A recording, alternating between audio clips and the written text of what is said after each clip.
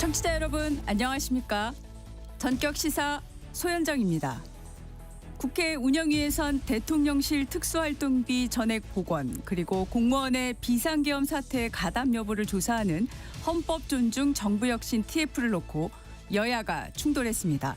또 대장동 항소 포기에 따른 파장이 계속되고 있는데요. 전격 인터뷰에서 국회 운영위와 법사위에서 활동 중인 주진우 국민의힘 의원과 자세한 이야기 나눠보고요. 당당 토론에서 여야의 입장 들어보겠습니다. 전격 시사는 KBS 콩과 유튜브로도 실시간 방송됩니다. 11월 19일 수요일 전격 시사 출발합니다.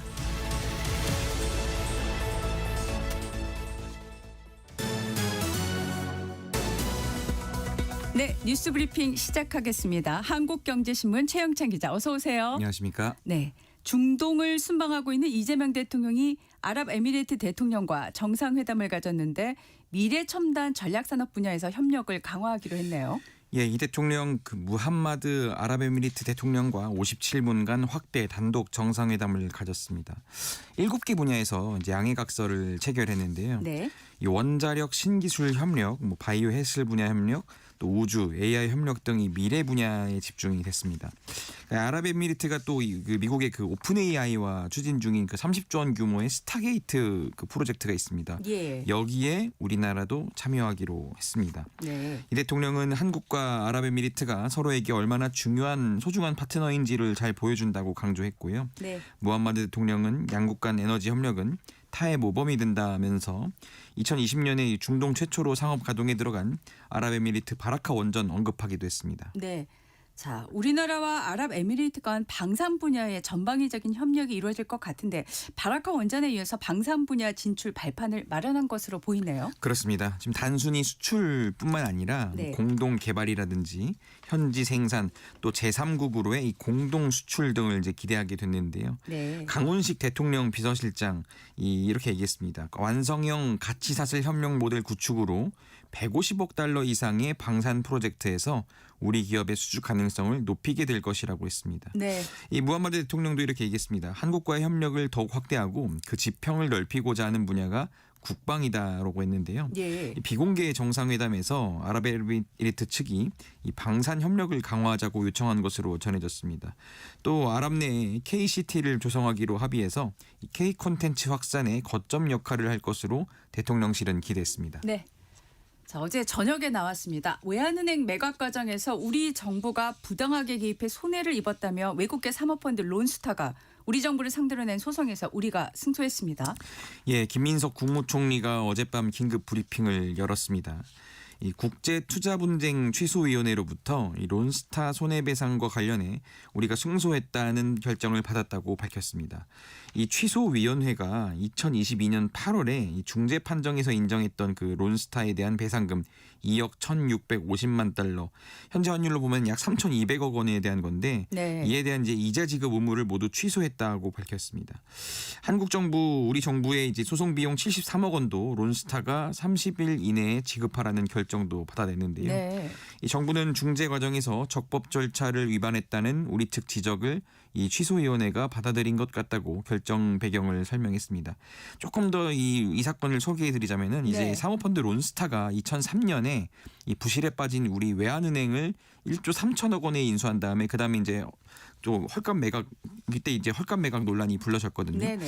그런 다음에 이제 론스타가 이 외환은행을 매각하는 과정에서 정부가 좀 제동을 걸었습니다. 이것 때문에 네. 론스타는 자신들이 이제 손해를 봤다면서 우리 정부에 소송을 걸었던 겁니다. 네. 정부는 지난 13년간 이어진 이 소송에서 총 소송액 약 6조 9천억 원의 그런 상당의 론스타 사건에서 이 4천억 원에 달하는 이 배상 의무를 소멸시켰고요. 네. 이 국가 재정과 국민 세금을 지켜낸 중대한 성과라고 평가했습니다. 네.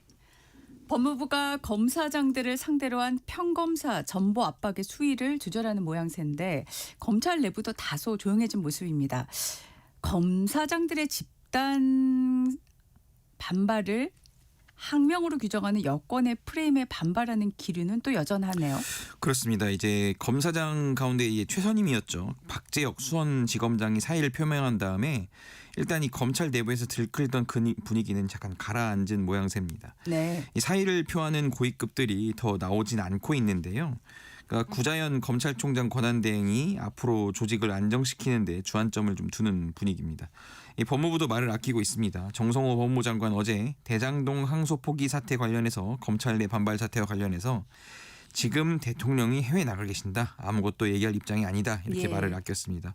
다만 이제 검사장들의 이 성명을 단체 행동으로 보는 시각 법무부에서 여전히 뚜렷한 상황입니다. 네, 정치권에서는 그래도 여야 공방 계속되고 있는데 야당인 국민의힘은 항소 포기 릴레이 항의를 이어갔습니다.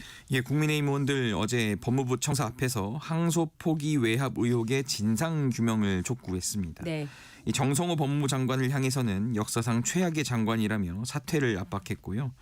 정부 여당이 항소 포기에 반발한 이 검사장들에 대해서 이 평검사로 강등하는 방안을 논의하는 건 협박이다 이렇게 비판을 했습니다. 네, 이 국민의힘은 정 장관을 직권남용 혐의로 경찰에 고발을 했습니다.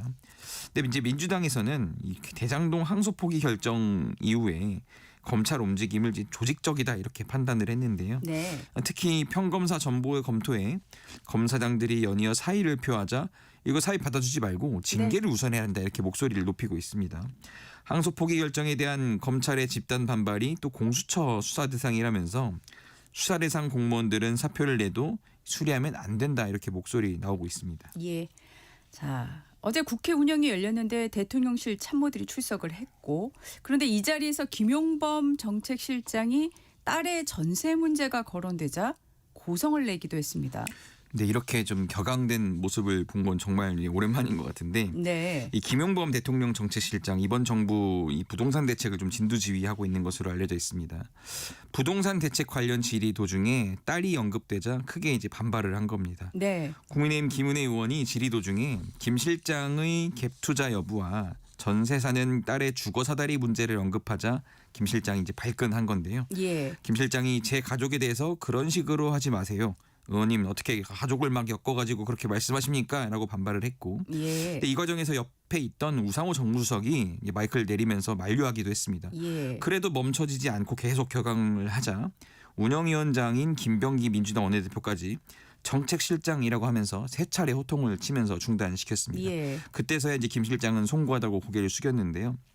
사실 호통에 가려졌지만 이 공개 재산 공개에 대한 내역을 보면은 김 실장은 그 딸의 아파트 전세금 3억 가운데 1억 3천만 원을 이제 지원을 해줬습니다. 야권에서는 이를 두고 아빠 찬스다 이렇게 지금 주장을 하고 있습니다. 예. 자, 운영위에선 또 정부가 지금 실시하려는 헌법 존중 TF를 놓고도 여야 공방이 거셌죠. 그렇습니다. 12.3 비상계엄 당시 공직자 가담 여부를 조사하겠다며 이 정부가 꾸린 헌법 존중 정부혁신 TF에 국민의힘 지금 모든 화력을 집중했습니다. 네, 헌법 참칭 사상 검증 TF이자 공직 사회를 겨냥한 신종 입틀막이다 이렇게 비판을 하고 있는데요. 이재명 대통령이 과거 성남시장 시절에 휴대전화 압수수색에 대비한 이 노하우를 언급했던 점까지 이제 꺼내서 꼬집었습니다. 예, 국민의힘 조재현 의원은 이 과거 이재명 대통령 발언을 빌려와서 여러분은 절대 사고를 치면 이 전화기를 뺏기면 안 된다고 했다면서 윗물이 맑아야 아랫물이 맑지 않겠냐라고 했습니다. 반면 이제 민주당은 애초 내란이 발생하지 않았다면 공직자 조사도 필요 없었다면서 공직기강 확립을 위한 정당한 조치다 이렇게 맞섰습니다. 네. 자, 지금 매체에 한안령에서 한일령이라는 용어까지 등장했습니다. 중국과 일본 사이의 외교 분쟁이 심각해지면서 중국인들의 일본행 항공편 무더기 취소 사태가 벌어지고 있네요. 예, 이 다카이치 사나의 일본 총리의 그 대만 관련 발언으로 빚어진 이제 한일령이라고들 합니다. 양국 외교, 경제, 문화를 지금 얼어붙게 하고 있습니다. 홍콩 사우스차이나 모닝 포스트는 중국 항공사의 일본행 항공권 취소가 49만 1,000건에 달한다고 전했습니다. 이는 전체 일본행 항공권 예약건의 32% 수준인데요. 네. 중국 당국의 강력한 일본 방문 제한 조치에 따른 것으로 분석됩니다. 네. 일본 노무라 종합연구소는 중국 정부의 이 같은 한일령 조치에 따라 일본이 입는 경제적 손실이 연간 1조 7,900억 엔, 그러니까 약 17조 원 정도 되는데 이것에 달할 것이라고 지금 전망을 내놓고 있습니다. 네. 더불어서 일본 영화의 중국 내 개봉도 연기됐네요. 네, 중국 중앙 TV, CCTV죠. 이 극장판 짱구는 못 말려와 일하는 세포 같은 이 수입 일본 영화의 상영이 중단될 것이다 이렇게 전했습니다. 네. 영화 수입사와 배급사에 확인했더니 이번 조정은 일본 수입 영화의 종합적 시장 성과와 중국 관계 정서를 평가해 내린 신중한 결정이다 이렇게 보도를 한 건데요.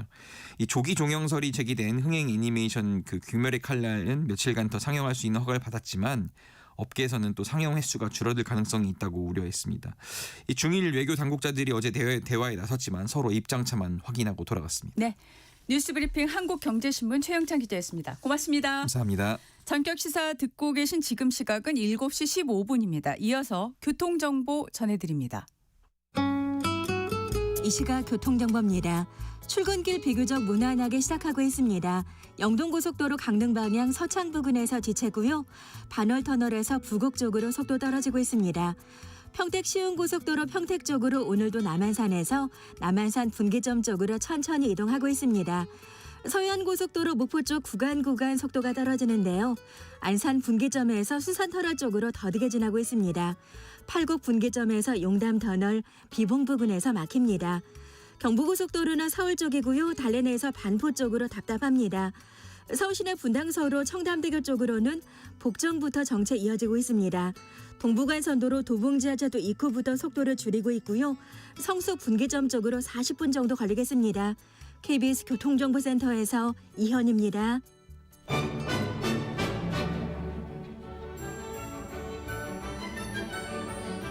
실시간 증시 현황과 전망을 발빠르게 전해드립니다.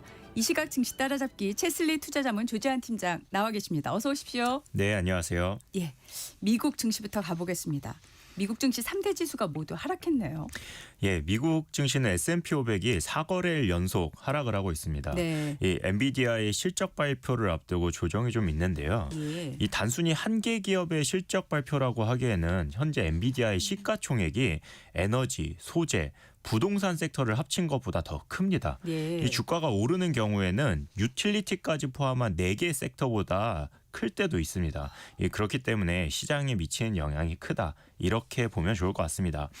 그리고 시장은 연준의 12월 금리 인하 기대가 약화되는 점을 좀 부담으로 받아들인 것 같습니다. 예. 이 변동성 지수인 빅스는 23 근처까지 오르면서 변동성이 좀 확대되기도 했고요. 예. 비트코인은 9만 달러를 하회하기도 했었습니다. 네네. 아무래도 위험 자산 전반이 좀 흔들리는 모습입니다. 네. 다우와 S&P 500, 나스닥 모두 0.7%에서 0.8%대 하락을 보였습니다. 예. 오늘 우리 시장 반도체 섹터의 바로미터인 필라델피아 반도체 지수는 1.95%로 가장 큰 하락세로 장을 마쳤습니다. 네. 자, 전반적으로 시장이 안전자산으로 이동하는 게 눈에 띄네요. 예, 3대 지수가 하락하는 가운데 중소형주만이 소폭 상승하면서 차별적 흐름을 보여줬는데요. 네. 이 엔화는 약세를 이어가면서 달러당 155엔을 기록했습니다. 네. 미국 10년물 국채 금리는 4.12%로 소폭 하락, 2년물 역시 금리가 내려가면서 안전자산 선호가 나타났습니다. 이 유가와 금 가격은 오르면서 이러한 수요 증가를 반영하기도 했습니다. 이 전반적으로 예. 위험 자산인 주식과 크립토 일부는 약세, 그리고 안전 자산인 채권과 금은 강해지는 안전 자산 선호 흐름이 두드러졌습니다. 네. 지금 시장 자금들이 이렇게 안전자산으로 움직이는 이유가 뭘까요? 결국은 금리가 경제 상황을 컨트롤하지 못하고 있다는 인식 때문입니다. 이 연준에서도 물가 둔화와 추가 금리 인하 가능성에 대한 의견이 팽팽한 상황입니다. 지금 12월 금리 인하 확률이 51대 49로 맞서고 있는데요. 이 12월 FOMC에서 금리 인하를 기대하고 있던 시장이 연준 위원들이 이렇게 견해 차이를 보이면서 방향성을 잃은 모습입니다. 네. 이 노동시장 또한 좀 혼재된 모습을 보여주고 있습니다. 주간 신규 실업수당 청구 건수는 23만 2천 건으로 9월 수준과 유사하긴 한데 이 노동시장이 크게 약화되지 않았습니다. 근데 ADP 민간 부분에서 보면 한 주 평균 2,500개의 일자리가 감소했다고 나오면서 기업 감원이 이어지고 있음을 보여줬습니다. 네. 금리 인하의 불확실성 그리고 고용 지표도 역시 불확실해 보이고요. 이건 두 가지 요인이 안전자산으로 이동하게 하는 원인으로 좀 보이네요. 엔비디아 실적 발표를 앞두고 있지 않습니까? 위험 자산에 대한 관망 심리가 유지되고 있는 것으로 보이는데 그런 와중에 엔비디아의 목표 주가를 올리는 보고서가 나왔네요. 예, 이 엔비디아 실적 발표가 있을 때마다 좀 반복되는 내용인데요. 네. 이 오늘 같은 경우는 실적 발표 하루 앞두고 2.8% 하락한 181달러를 기록을 하고 있는 상황입니다. 예. 과거로 보면 지난 11번의 엔비디아 실적 발표 중에서 8번 트리플 플레이, 그러니까 매출이나 이익, 가이던스가 모두 상회하는 일관되게 강한 실적을 보여줬었는데 주가는 실적 발표일에 장 시작 대비해서 장 마감까지는 8번이나 하락을 했고요. 네. 최근 5번의 실적 발표일에는 모두 시초가보다 낮은 주가를 기록하기도 했습니다. 네. 이런 가운데 미국의 금융회사인 스티플 파이낸셜에서 엔비디아의 목표 주가를 212달러에서 250달러로 상향 조정하는 일이 있었습니다. 이 실적 추정치를 상향 조정하면서 나온 코멘트가 좀 인상적입니다.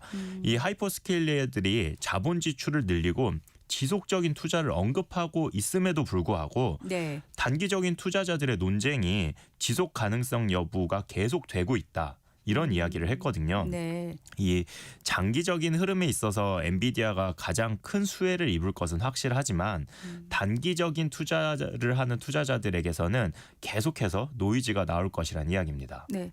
지금 시장에서 꾸준히 나온 이야기가 AI 투자, 인공지능 투자가 버블, 거품이라는 건데 투자자들은 이런 견해를 어떻게 받아들여야 될까요? 예, 이 타인의 자금을 빌려서 투자를 하면 레버리지를 일으킨다 이렇게 표현을 합니다.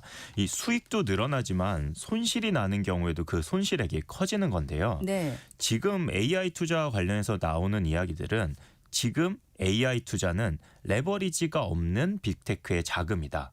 이렇게 말씀을 드리고 싶습니다. 예, 예. 그러니까 문제가 생겼을 때 기업의 본업에 영향을 미치는 구조가 아니라 여유 자금으로 감당할 수 있는 한도 안에서 진행되는 투자다. 예. 그래서 시장의 관심은 결국 이런 AI 지출의 초기 단계에서 투자가 매출을 발생시키고 이 자금이 다시 한번 AI에 대한 투자로 이어지는 이 피드백 루프가 유지되는지 확인이 필요할 것 같습니다. 네. 어제 우리 코스피가 3% 이상 크게 빠지면서 끝났는데 미국 증시에 영향이 있겠죠? 예, 어제 우리 시장이 3% 정도 빠졌는데요. 이 코스피 지수가 하루에 3% 이상 빠지는 경우가 얼마나 많았는지부터 말씀을 좀 드리려고 합니다. 예. 이 우리 시장 같은 경우는 미국 대통령이 정책 드라이브를 강하게 거는 대통령 1년 차와 3년 차의 강한 모습을 보이고요. 네. 정책 동력이 약해지는 2년 차와 4년 차에는 좀 약해지는 모습을 보입니다. 대통령 1년 차와 3년 차는 연차로 보면 홀수회이고요. 네. 2년 차와 4년 차는 짝수회인데요. 이 코스피 지수가 하루에 3% 이상 빠지는 일이 짝수회에는 평균 10.6회 발생을 하고요. 홀수회에는 그보다 적은 6.1회 발생을 합니다. 올해 같은 경우도 보면 어제까지 하루에 3% 이상 빠진 날이 6번 있었습니다. 네. 예, 어제 코스피는 3.32% 하락하면서 7거래일 만에 4,000포인트가 깨지면서 3,953으로 장을 마쳤습니다. 코스닥도 2.66% 하락하면서 878포인트로 마감했습니다. 네, 지금 설명하시면서 미국 대통령 재임 1년 차와 3년 차가 정책 동력이 강하고 짝수인 2년 차, 4년 차가 약하다고 설명하셨는데 이거 어떤 이유에서일까요? 네, 미국 대통령 2년 차에는 중간 선거가 있습니다. 그러니까 1900년 이후로요. 지금까지 31번의 중간 선거에서 여당이 상하원에서 승리를 했던 경우가 3번뿐이 없을 정도로 굉장히 이례적인 일입니다. 네. 그렇기 때문에 보통 2년 차는 대통령의 정책 동력이 약해지는 해이기도 하고요. 네. 그에 따른 정치적 불확실성으로 인해서 증시도 약한 모습을 보입니다. 그리고 4년 차는 임기 마지막이기 때문에 이와 관련해서 기업들이 새로운 투자에 나서거나 정책의 수혜를 받기 어렵습니다. 네, 네. 이때도 마찬가지로 증시가 약한 모습을 보이게 됩니다. 이런 미국 대통령 2년 차와 4년 차의 경우에 한국 증시를 보게 되면 코스피가 평균 2% 하락을 하고요. 네, 네. 코스닥은 17.8%의 하락을 보였습니다. 네.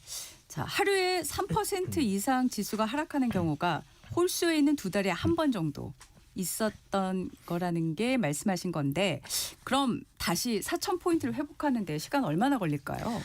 네, 지수의 이 장기적인 흐름을 전망하는 것은 굉장히 어려운 일입니다. 뭐 네. 마찬가지로 단기적인 방향성에 대해서 이야기하는 것은 더 어려운 일이죠. 네. 그렇지만 과거의 사례들을 통해서 예상해 볼 수는 있을 것 같습니다. 지금은 말씀하신 것처럼 미국 대통령의 1년 차라서 한국이나 미국의 증시가 역사적으로 상승하는 경향이 강했습니다. 이런 때는 3% 이상 지수가 빠진 시점에 MACD 오실레이터라는 지표를 확인해 볼 필요가 있습니다. 네. 이게 어떤 지표냐면 이 지표 값이 양수면 지수가 오르려고 하는 힘이 더 센 것을 의미합니다. 현재 주봉상 이 지표 값이 플러스를 기록하고 있는데요. 네. 퀀트적으로 볼 때 미국 대통령 1년 차인 홀수해에 주봉상 MACD 값이 플러스면 하루에 지수가 3% 이상 빠져도 네. 영업일 기준으로 평균 17일 정도면 전일 종가, 그러니까 지금으로 치자면 4,089포인트를 회복할 수 있을 겁니다. 대략 그럼 12월에는 예. 회복을 할 수 있을 것이다. 예, 라는 맞습니다. 기대를 낳게 해주시네요. 자, 과거 사례들을 보고 현재 지수가 조정을 받고 있지만 여기서 하락세로 전환하기보다 다시 회복할 거라고 지금 말씀해 주셨는데 또 다른 근거가 있을까요? 예, 올해 4월을 보시면 관세 충격이 있었을 때, 그리고 작년 12월 계엄 다음 날처럼 시장이 외생 변수로 급락했을 때는 시장이 V자 반등을 보이면서 네. 빠르게 회복을 합니다. 네. 과거 코로나 때도 마찬가지였습니다. 예. 근데 지금 보면 계단식으로 이렇게 상승을 하고 있는데요. 이렇게 빠르게 오른 구간에서 매수하지 못한 자금들은 조금만 지수가 하락을 하면 매수하기 위해서 대기를 하고 있습니다. 네네. 그래서 급격하게 오른 후에는 다시 빠르게 빠지는 경우가 없습니다. 이 매수하고자 하는 대기 자금들, 그리고 차익 실현을 하고자 하는 자금들의 힘겨루기가 끝난 후에 예. 지수의 방향성이 결정이 됩니다. 네네. 이 비슷한 사례를 보면 2021년 1월도 지수가 3,000포인트까지 급격하게 오른 후에 21년 6월이 되어서야 3,300을 넘어서 고점을 기록하고 그 이후에 지수가 하락을 합니다. 네. 이번에도 대략 6개월가량, 그러니까 내년 한 4월 정도까지는 네. 비슷한 상황이 반복될 것으로 보입니다. 네. 자, 잠시 후에 장이 열리는데 오늘 주식시장 흐름 그리고 가장 눈여겨봐야 대목 뭔지 알려주시죠. 예, 조금 전 6시에 끝난 코스피 야간 선물은 0.46%로 소폭 상승하며 끝났습니다. 그래서 오늘 코스피의 시작은 마찬가지로 소폭 오르면서 시작할 것으로 예상은 됩니다. 네. 미국 시장이 장 후반에 낙폭을 줄이면서 끝나기도 했고요. 9만 달러를 하회했던 비트코인이 급 반등하면서 9만 3천 달러를 돌파하는 모습을 보여서 예. 시장의 심리에 영향을 미칠 것으로 보입니다. 네. 다만 필라델피아 반도체 지수가 큰 폭으로 하락을 했기 때문에 반도체 섹터는 좀 약할 것으로 전망을 합니다. 네. 여전히 순환매가 이어지고 있는 상황이기 때문에 투자자분들께서는 보유 종목들을 자주 교체하는 것은 좋은 선택이 아니라고 생각이 됩니다. 좀 꾸준히 지켜봐라 이런 얘기시죠. 국제 금값은 어떻게 될까요? 예, 국제 금값은 0.6% 오른 온스당 4,067달러를 기록하고 있습니다. 최근 금값의 상승 원인 중에는 각 국가의 중앙은행이 지속적인 금 매수세가 있었는데요. 그런데 프랑스의 금융그룹인 소시에테 제네랄에서 중국의 경우에는 발표하는 금 매입량보다 실제 매입량이 10배 많을 가능성을 이야기합니다. 네. 이 중국이 달러 의존도를 낮추기 위한 전략이라는 분석이 나오고 있는 겁니다. 네네. 이 여러 가지 금값 상승의 원인들이 있긴 하지만 각국의 중앙은행들이 각자의 사정으로 금 매입량을 늘리고 있는 것만은 사실입니다. 네. 최근 환율에 대한 불안감이 커요. 계속 오르고 있는 추세인가요? 예, 환율은 0.25% 오른 1,466원을 기록하고 있습니다. 네. 우리 시장이 10월에 역대 9위에 해당하는 월간 수익률을 보였음에도 국내 투자자의 해외 주식 순매수액이 68억 달러에 달했고요. 네. 11월에 들어서도 절반이 지난 시점에 36억 달러 순매수를 기록하고 있습니다. 예. 이 11월이 끝나면 월간 기준으로 10월에 68억 달러를 넘어설 가능성도 보이고 있는 상황입니다. 네. 이 고환율이 지속이 되면서 계속해서 국내 투자자들의 해외 투자가 늘어나고 있는 상황입니다. 네. 이 외국인 투자자의 매도세와 더불어서 국내 투자자들의 해외 투자를 위한 달러 환전이 늘어나면서 환율은 계속해서 고공행진을 하고 있는 상황입니다. 네. 오늘 말씀 여기까지 듣겠습니다. 이 시각 증시 따라잡기 채슬리 투자자문의 조재한 팀장이었습니다. 고맙습니다. 예, 감사합니다. 이어서 날씨 정보 전해드리겠습니다.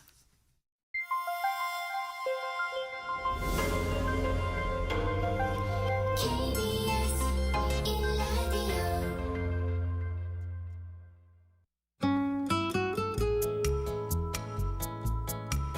네, 수요일 날씨 이설아 기상캐스터와 함께 알아보겠습니다. 어서 오십시오. 네, 안녕하세요. 자, 한파특보는 해제됐는데 네. 오늘 아침도 여전히 춥더라고요. 네. 지금 추위 상황 좀 전해주시죠. 네, 오늘 아침도 전국 대부분 지역의 기온이 영하로 떨어지면서 평년보다는 추웠습니다. 예. 지금 서울은 영하 1.2도로 이틀째 영하의 추위가 이어지고 있습니다.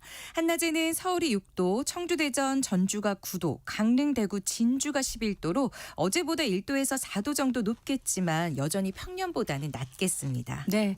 자, 아침 추위 쌀쌀했지만 네. 그래도 오래 가진 않죠. 네, 그렇습니다. 내일부터는 바람 방향이 차가운 북서풍에서 서풍으로 바뀌면서 이 추위가 누그러지겠습니다. 내일은 서울의 아침 기온이 영상으로 올라서면서 평년 수준을 회복하겠고요. 네. 한낮에는 13도로 평년 기온은 3도 정도 웃돌겠습니다. 다만 이 평년 수준이라고 해도 이제 겨울로 접어드는 시기라 기온 자체가 높진 않습니다. 기상청은 겨울이 시작하는 다음 달에는 평년보다 기온이 높고 1월과 2월은 평년과 기온이 비슷할 것으로 전망했는데요. 네. 그러나 찬 공기가 주기적으로 내려오면서 기온 변화가 큰 날씨가 이어질 가능성이 있다고 밝혔습니다. 네. 자, 어제 보니까 첫눈이 내린 곳이 있어요. 네. 서해안하고 제주 산지던데. 네. 그런데 동쪽 지역은 또 건조한 날씨가 계속되고 있다고요. 네, 현재 강원 영동과 경북 북동 산지, 경북 동해안에는 건조주의보가 내려져 있습니다. 이 동해안 지방은 실효 습도가 40% 이하로 나타나면서 매우 건조한 날씨를 보이고 있습니다. 이 실효 습도는 목재의 건조함을 나타내는 정도로 네. 50% 이하가 되면 화재 발생 가능성이 높습니다. 네. 이 당분간 동해안에는 건조함을 달래줄 뚜렷한 비 예보가 없습니다. 특히나 내일부터는 바람이 순간풍속 초속 15에서 20m 안팎으로 강하게 불겠습니다. 네네. 작은 불씨가 큰 불로 번질 수 있고 특히 산불 위험이 높습니다. 야외 활동 시 화기 사용을 최대한 삼가고 담배꽁초 등 불씨 관리 철저히 네, 하셔야겠습니다. 건조하고 강풍이 부니까 특히 동쪽 지역에 사시는 분들은 화재에 특히 주의하셔야겠습니다. 네. 오늘 말씀 감사합니다. 이설아 기상캐스터였습니다. 잠시 후 전격 인터뷰로 이어가겠습니다.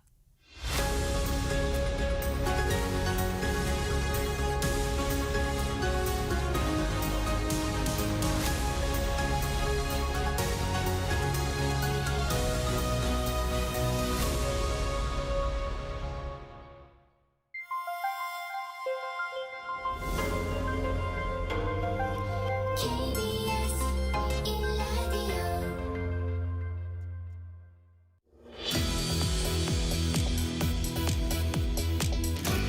네, 전격 인터뷰. 오늘은 국회 운영위원이자 법사위원인 주진우 국민의힘 나와 주셨습니다. 어서 오십시오. 네, 반갑습니다. 주진우 의원입니다. 네.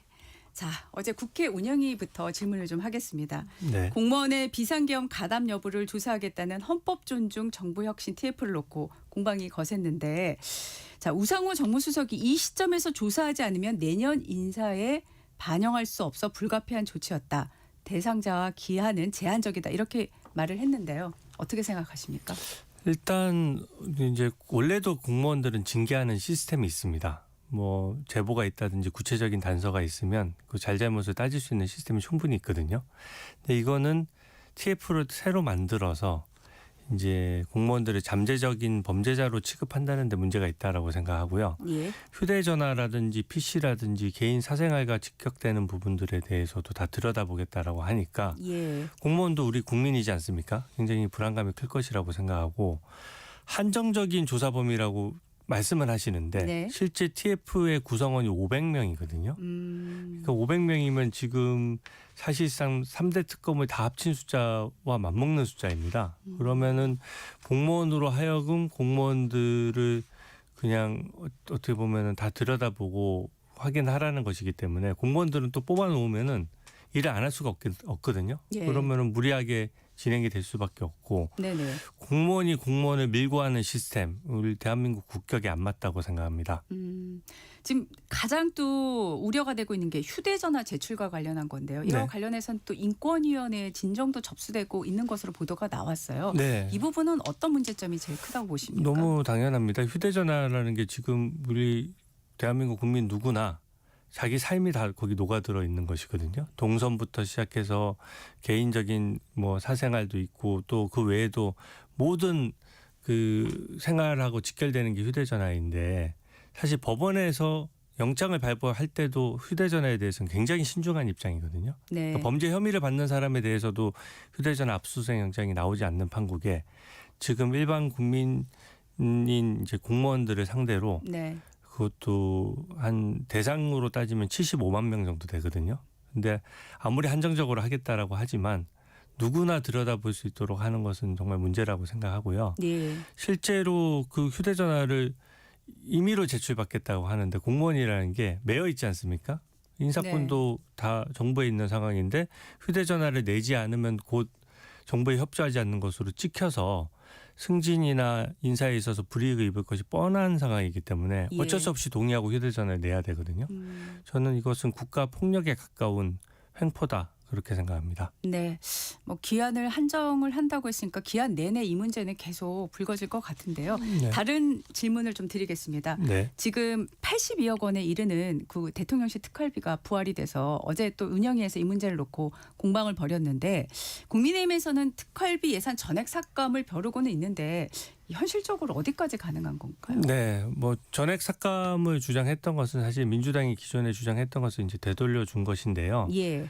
실질적으로 민주당이 그 당시에 삭감폭을 정할 때 네. 이게 합리적이려고 하면 사실은 어느 정도 합리적인 사유를 가지고 일정 부분만 했어야 되는데 당시 민주당 주장에 따르면 대통령실이 특활비 없으면 일 못하냐 이런 식이었거든요. 예. 그래서 사실 예산 심사 과정에서 조금 더 어제는 첫날이었으니까 네. 좀 더 디테일하게 심사에 들어가 봐야 알겠지만 예. 기본적으로 기존 민주당 입장에 대한 사과와 입장 표명이 있어야 된다고 봅니다. 네. 이게 뭐 우리 국민의힘에 사과하라는 것이 아니라 네.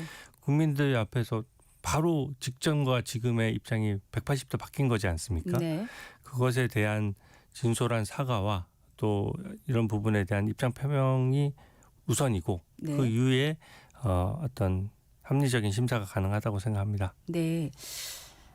지금 민주당에서는요. 그 25일에 이제 국회 공청회를 예고를 하고 있는데 법원행정처를 폐지하고 독립기구인 사법행정위원회를 설치하겠다. 이런 법안을 곧 발의하겠다면서 이제 공청회에서 초안을 하겠다고 밝히고 있는데요. 또 처리 시한을 올해 안에 하겠다라고 이렇게 얘기를 하고 있어요. 자, 법조인이 아닌 사람들로 사법행정위원회를 구성해서 법관 인사 예산까지 관여할 수 있을 거란 전망이 나오고 있는데 이거 어떻게 생각하십니까?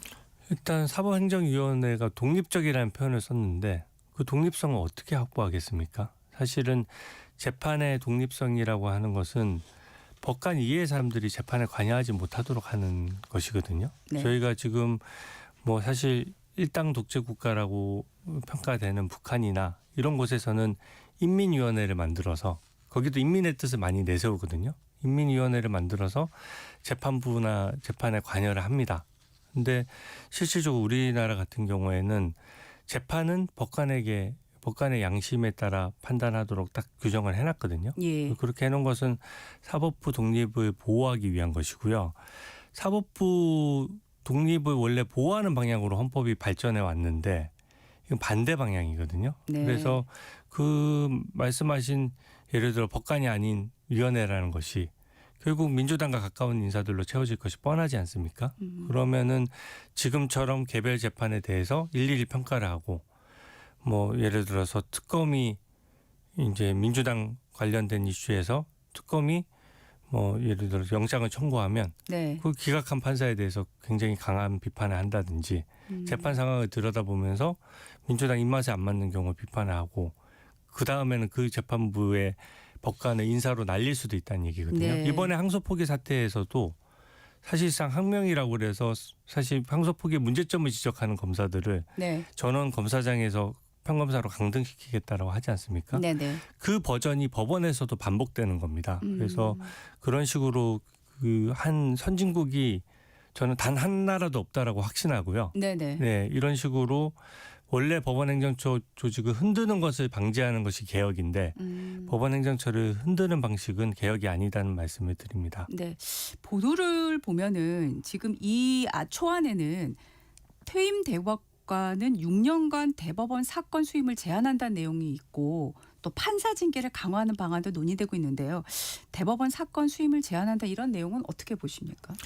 근데 저번에 이제 이런 것들이 다 입법이 됐을 때 네. 헌법재판소에서 다 판단을 받았습니다. 그러니까 뭐 검사나 판사 같은 경우에도 예.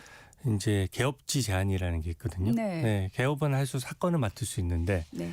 내가 직전에 근무했던 청에 네네. 사건을 맡을 수는 없는 거죠. 예, 예. 그게 한 2년 정도 제한을 그렇게 실제 받고 있습니다. 예. 근데 이 대법관에 대한 거는 지금 현재 구도는 이 얘기를 지금 민주당이 처음 꺼낸 거거든요. 그러니까 사실은 사법부를 압박하고 왜 이재명 관련된 사건에서 이재명 대통령 사건이 무죄가 선고됐느냐. 여기에 대한 항의적인 성격, 압박적인 성격이 저는 너무 강하다라고 생각하고 예. 6년이라고 하는 거는 기존에 위헌 판결이 났던 판결보다 훨씬 강한 겁니다. 예. 6년간 아무 일도 못하게 하는 것이거든요. 네네. 그러니까 보복성 조치라는 생각이 들고 만약에 대법관의 정관 예우가 문제된다면 그 부분은 뭔가 그 법관 윤리라든지 이런 부분과 관련해서 변호사 윤리의 문제로 다뤄서 그 부분에 대해서 국민을 대표해서 제재를 하면 되거든요. 예. 근데 원천적으로 이런 식으로 다 막을 수 있게 되면 이제 민주당 말 안 듣는 사람은 공직을 그만두고서라도 이제 어떤 사건도 맡지 못하게 하겠다 이거거든요. 지금 이번 항소포기 사태에서의 그 검사들한테 하는 거랑 똑같아요. 지금 이번 항소포기에 관여된 검사들에 대해서도 예, 예. 징계를 넘어서서 나왔을 때 개업했을 때 아예 사건을 못 맡게 하겠다. 네. 개업 자체를 못하게 하겠다라고 지금 하거든요. 그 발의하겠다는 법안 내용이 말씀하시는 네, 거죠? 그런 거죠. 네네. 실제로 그렇게 하겠다고 공공연히 얘기를 하고 있습니다. 예. 그래서 민주당의 입장이 그런 것이기 때문에 저는 뭐 이런 거죠. 민주당이 원하지 않는 방향대로 하는 수사나 기소나 재판이나 항소나 이런 것들에 대해서는 응징하겠다라는 모습을 보여주는 것이거든요. 네. 그래서 사법부 독립을 엄청나게 흔드는 것이다. 저는 그렇게 생각하고요. 네. 그 대법관 분들은 대부분 그런 것 때문에 대부분 교수로 가시거나 변호사로 개업하시는 분들의 숫자가 실질적으로 적습니다. 예. 그럼에도 불구하고 그런 식으로 모든 대법관에 대해서 이제는 모든 사건을 맡지 말라고 하는 것은 네. 저는 문제라고 생각합니다. 네. 지금 대장동 항소 포기 논란 계속되고 있는데 남욱 변호사가 재산 동결 풀어달라고 하면서 추징 보전 해제 요청을 한 게 이제 보도가 계속 나오고 있습니다. 법원에서 남 변호사 측의 추징 보전 해제 요청 받아들이지 않을 거라는 분석도 있는데요. 의원님은 어떻게 판단하십니까? 추징 보전을 요청하면 안 받아들일 방법이 없습니다. 왜 그러냐면 현행 법률상 네. 남욱 그 변호사 같은 경우에는 명백히 범죄로 인해서 수익을 얻었음에도 불구하고 이번 예. 항소 포기로 인해서 사실상 추징금이 0원이거든요. 그러니까 어떤 경우에도 법적으로는 네. 국가가 남욱 그 변호사로부터 단 1원도 가져올 수 없다는 얘기입니다. 예. 몰수할 수 없다는 얘기거든요. 예, 예. 근데 국가가 어떤 개인에 대해서 환수할 수 있는 금액이 0원인데 무엇을 근거로 그 사람의 재산을 잡습니까? 그리고 남욱 피고인 같은 경우에 본인이 변호사 신분이기 때문에 예. 이런 상식적인 법리를 너무나 잘 알고 있거든요. 그러니까 본인 재판임에도 불구하고 당당하게 신청을 하는 거죠. 이 모습이 굉장히 국민 입장에서 열받을 수밖에 없는 것이 사실 범죄자가 큰 소리 치는 것이거든요. 그래서 원래는 이 추징 금액이 그 2심이나 대법원에서 늘어나면 네. 그 피고인들의 숨긴 자산을 찾기 위해서 정부가 되게 노력하거든요. 예. 수사기관도 대부분 자기 명의로 재산 말고 빼돌려 놓는 경우도 많아요. 남욱 변호사도 지금 그 압류한 재산을 보면 차명으로 돼 있는 재산들도 찾아서 일부 압류를 해놨거든요. 예. 그런 것들도 이제는 더 이상 뭔가 환수할 수 있는 근거가 없어지니까 예. 실질적으로 법원에서 그걸 풀지 않을 방법이 없고 그냥 직권으로도 풀어야 되는 상황입니다. 저는 풀리지 않기를 간절히 바라지만 예. 이게 아까 그 대원칙은 지켜야 되거든요. 근데 국가가 국민으로부터 뭔가 받을 돈이 없는 걸로 확정이 됐는데 그 재산을 묶어둬서 뭘 하겠다는 겁니까? 그러니까 묶어둘 수 있는 법적 근거가 사라진 순간 공권력도 철회해야 되는 거거든요. 거기에 문제점이 있고 네. 이제 민주당은 사실 그 상황이 국민들이 분노할 지점이니까 좀 불편하시겠죠. 네. 하지만 막연히 법원에서 어떻게 잡고 있겠습니까? 어떤 법관도 이거는 신청이 들어오면 그 법관의 잘못이 아니라 예. 어쩔 수 없이 뭐 피보전 채권이라고 하죠. 국가가 뭐 이렇게 받을 돈이 0원이기 때문에 압류할 수 있는 재산도 0원인 겁니다. 네. 그래서 이건 굉장히 문제고 오늘 남욱 피고인 같은 경우에는 네. 내가 항소 포기해달라고 했냐라고 오히려 큰 소리 친 게 보도가 또 나왔거든요. 네. 그러니까 정말 어이없는 상황이죠. 사실은 그 공범들 중에 한 명을 심사위원으로 넣어서 본인들 입맛에 맞게 심사 구도를 짜고 사실상 공모 절차도 형해된 상태에서 본인들만 그 실제 심사 권한이 있는 유동규랑 짜고 다 그냥 아예 찍어서 이거를 받아가지고 7, 8천억의 이득을 얻었는데 네. 그 이득과 관련해서 어떻게 이 아무런 페널티도 없이 특히 재산적인 페널티가 없을 수 있는지 저는 매우 큰 걱정입니다. 네. 지금 어제 이제 보도에 따르면은 그 법사위의 나경원 의원이 다음 주에 대장동 범죄 수익 환수 특별법을 대표 발의한다고 이렇게 나왔습니다. 혹시 의원님 이 내용 알고 계신가요? 네, 좀 알고 있습니다. 네. 일단 주요 내용을 좀 간단하게 핵심 위주로 좀 설명해 주시겠어요? 네, 지금 현재 문제점들을 좀 개선하기 위해서 대장동 범죄 수익에 대해서 이제 소급해서라도 적용이 좀 압류를 하거나 이것을 네. 환수할 수 있는 법적 근거를 마련하겠다는 건데요. 예. 이게 과연 입법으로 저희가 준비를 해서 국민 법감정이 워낙 안 좋고 예, 예. 이 비난 강도 워낙 강하니까 저희가 잘 준비를 하긴 해도 네, 네. 실질적으로 이 부분도 사후적으로 개인의 사유재산권을 침해하는 측면이 있어서 예. 저희가 법을 잘 설계했어도 네. 위헌 논란이 좀 일부 있을 수가 있거든요. 네. 그래서 저희가 입법 논의 과정에서 네. 어쨌든 정의는 실현돼야 되니까요. 네, 네. 최선을 다하겠다는 말씀을 드리고 예. 만약에 민주당도 이 부분엔 당연히 협조해야 될 것이고요. 네, 네. 그다음에 여야가 합의해서 통과된다고 하더라도 예. 사실상 또 위헌 문제가 남아있기 때문에 여전히 김만배 남욱으로부터 불법 재산들을 환수하는 과정은 난관이 많다는 점을 말씀드립니다. 네. 한 가지 질문만 더 드리겠습니다. 그래서 이 특별법에서 환수하겠다는 금액이요. 네. 얼마인가요? 1심에서 지금 얘기한 1심 재판부가 부패 재산이라고 지금 밝힌 게 1,128억 원인데 이걸 대상으로 지금 설계를 하신 거예요? 아니 그렇진 않고요. 검찰에서 구형한 액수가 네네. 7,700억입니다. 네네. 근데 왜 구형을 그렇게 했냐면요. 네. 몰수는 불법 재산의 박탈이라는 그 형벌적 요소도 있거든요. 네네. 그러니까 그 사람들이 민사소송하고는 좀 다르게 예. 성남도시개발공사에서 지금 소송을 하면 네. 본인들이 얻었을 이익이 최대예요. 네. 그 내가 손해본 액수를 입증해서 네. 그만큼만 환수할 수 있는 네네. 것이고 몰수나 부패 수익 그 몰수법 같은 경우에는 예, 예.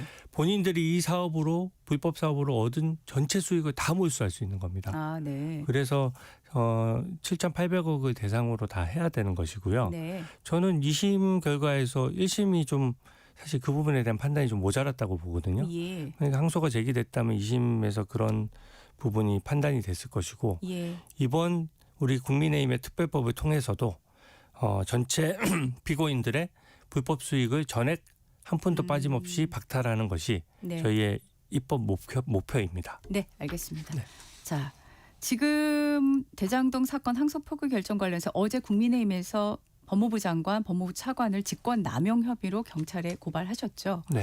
자, 윗선에 누가 이런 부당한 항소 포기 지시를 했는지 수사를 통해 밝히기 위해서다라고 얘기하셨는데요. 네. 윗선이라면 어디까지를 가리키시나요? 뭐 당연히 대통령실의 관여 여부는 지금 국민의 절반 이상이 다 대통령실에 관여됐다라고 보는 국민들이 더 많거든요. 근데 그게 왜 그러냐면 지금 현재 민정비서관과 그 법무부 장관의 정책보좌관이 다 대장동 변호인 출신입니다. 네. 얼마나 이 사건에 관심이 많겠습니까? 근데 이 사건을 대통령실이 지금 사후에 보고받았다라는 단 한 줄의 입장만 냈거든요. 네. 근데 그 말이 상황상 좀 맞지 않고요.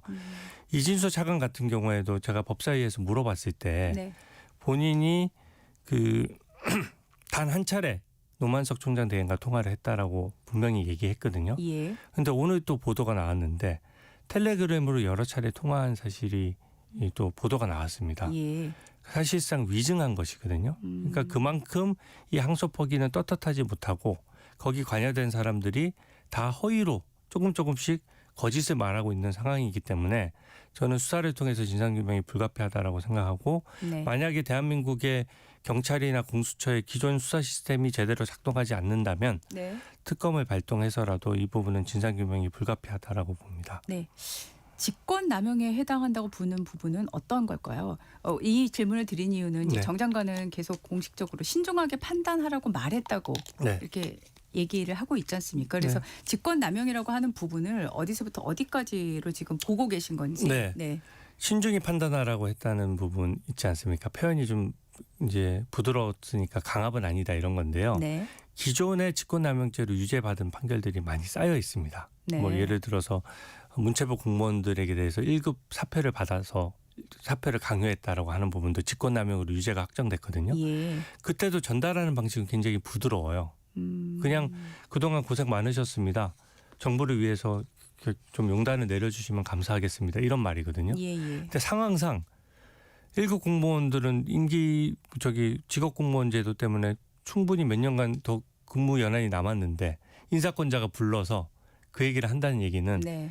그 얘기를 듣지 않으면 후속 조치가 이어질 거라는 걸 암시하는 거거든요. 네네. 그래서 이런 부분들이 다 유죄가 나왔습니다. 네. 그래서 신중히 판단하라고 하는 거는 말한 사람의 입장이라기보다 듣는 사람의 입장에서 판단해야 되거든요. 네. 네, 들은 사람은 노만석 총장 대행이었고 예. 어떻게 결과적으로 했습니까? 그날 항소 마감 당일까지도 저녁까지도 본인은 항소가 되는 걸로 생각하고 있다가 네. 실질적으로는 끝까지 법무부가 그 승인을 안 해주고 계속 지고 있으면서 이제 압박을 해서 결과적으로는 항소를 포기시킨 거거든요. 네. 그 과정에서 항소 포기를 안 하면 서면 지휘권도 발동할 수 있어.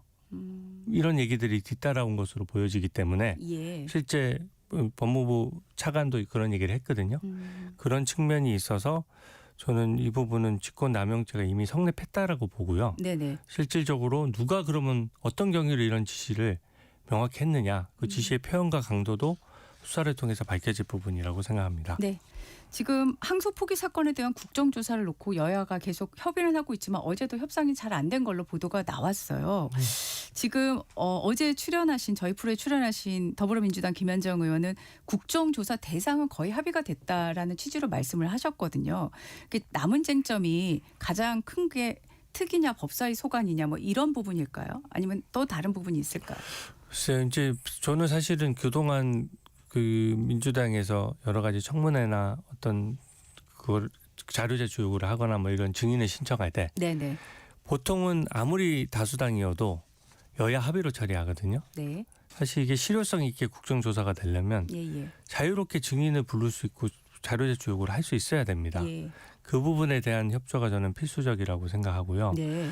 지금 뭐 대통령실 국감에서 김현지 부속실장을 안 부른 장면이거나 예. 또 김민석 총리 인사청문회에서 어떤 자료도 내지 않고 증인도 못 부르게 한 장면이 네. 반복된다면 진상규명이 좀 제대로 되지 않을 것을 우려하고 있고요. 네네. 그래서 그 조사 방법에 대한 합의가 저는 필수적이라고 생각하고 조사 방법에 대한 합의요. 네. 그리고 어느 위원회에서 할 거냐 하는 건 본질적인 부분은 아닌데 네. 오히려 반대로 왜 법사위를 고집하는지 묻고 싶습니다. 네. 지금 법사위 같은 경우에는 추미애 법사위원장이 좀 독단적으로 운영하면서 저희 법사위원들의 발언권을 막는다든지 예. 심지어는 발언권을 박탈하는 일이 자주 있거든요. 그리고 자료 제출 요구도 거의 안 받아주고 증인도 안 받아주는데 네네. 아까 제가 말씀드렸던 방법론에 있어서 조사를 못하게 하는 그 방법을 쓰기 위해서 법사위를 고집하는 거 아니냐. 네네. 법사위 외에 다른 특위를 구성하면 안 됩니까? 안 될 이유가 없거든요. 네네. 그래서 저는 특위를 구성해서 조사 방법에 제한 없이 국정조사를 해야 국민들 입장에서 이 진상을 더 다가갈 수 있다. 이런 말씀드립니다. 제가 시간을 보면서 질문을 뭘 해야 될까 지금 고민을 하고 있는데요. 네.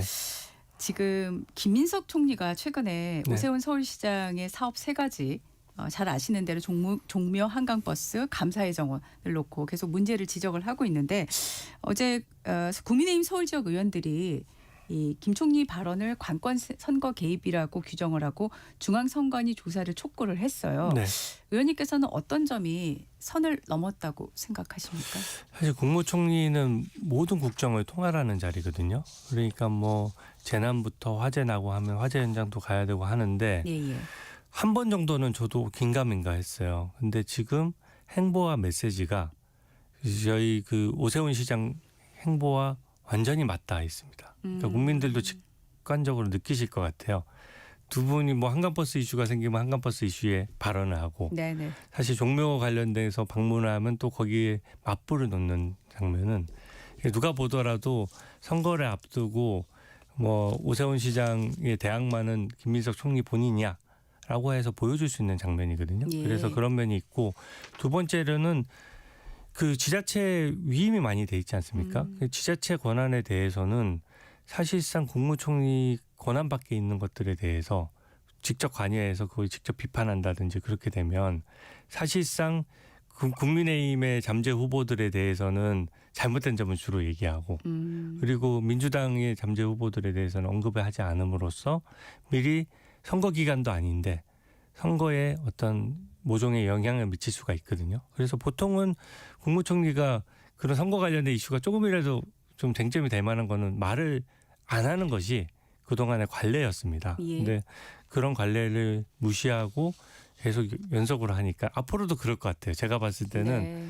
행보를 같이 함으로써 일종의 선거 전략처럼 느껴지거든요. 그게 만약에 진정성 있게 선거 전략이 아니라면은 이런 장면이 더 이상 연출되지 말아야 되는데 계속 반복된다면은 공직선거법 위반 문제도 충분히 발생할 수 있다. 이 점 말씀드립니다. 네, 오늘 말씀 여기까지 듣겠습니다. 지금까지 주진우 국민의힘 의원이었습니다. 고맙습니다. 네, 감사합니다. 전격시사 잠시 후 당당 토론으로 돌아오겠습니다.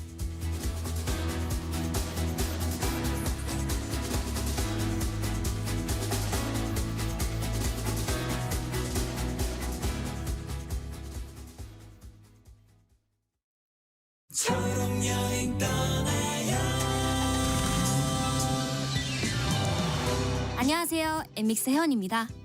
오늘은 지훈님의 여행 이야기를 만나볼게요. 다운증후군을 가진 지훈이와 편의 차량을 이용해 남산으로 특별한 여행을 다녀왔습니다. 평소 집에 있는 걸 좋아하는 아이인데요. 알록달록한 낙엽을 직접 만져보고 떨어진 은행잎을 주우며 쌀쌀하고 차가운 늦가을의 경치를 즐겼습니다. 이번 여행을 통해 지훈이의 세상이 조금 더 넓어진 것 같아 저도 너무 기쁘네요. 우리 함께 떠나봐요. 어디라도 좋아 좋아. 자 출발해요. KBS 연중 캠페인 초록여행 떠나요는 장애인의 자유로운 여행을 응원하는 기아와 그린라이트가 함께합니다. 고된 하루의 웃음, 안방 일렬의 감동, 가장 필요할 때 여러분 곁에 이 모두가 시청자 여러분 덕분에 가능했습니다. 방송법 개정에 따라 2025년 11월부터 수신료는 전기요금과 함께 고지됩니다. 수신료 내역은 전기요금 고지서에서 확인하실 수 있습니다. 수신료 문의는 KBS 수신료 콜센터 1588-1801로 연락 주시기 바랍니다. KBS는 언제나 여러분의 소중한 일상과 함께합니다. 수신료의 가치를 실현합니다. 여러분의 KBS.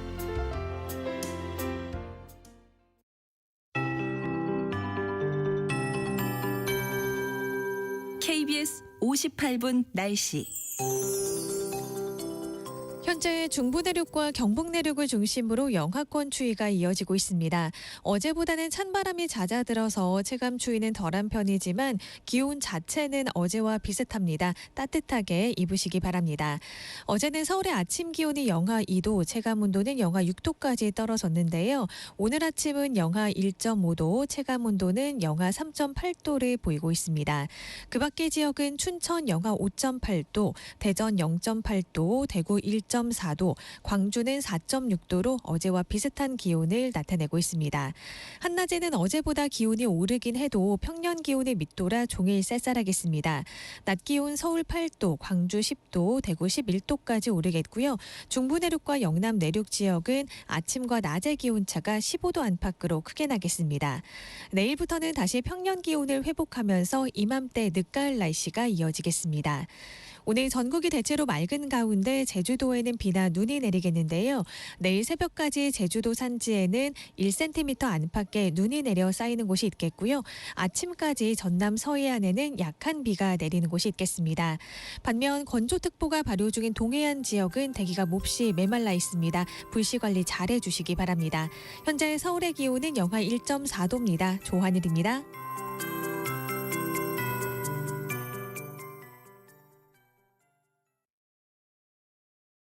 정성을 다하는 국민의 방송 KBS가 8시를 알려드립니다. AM 711kHz, FM 97.3MHz, KBS 1라디오입니다. HLKA.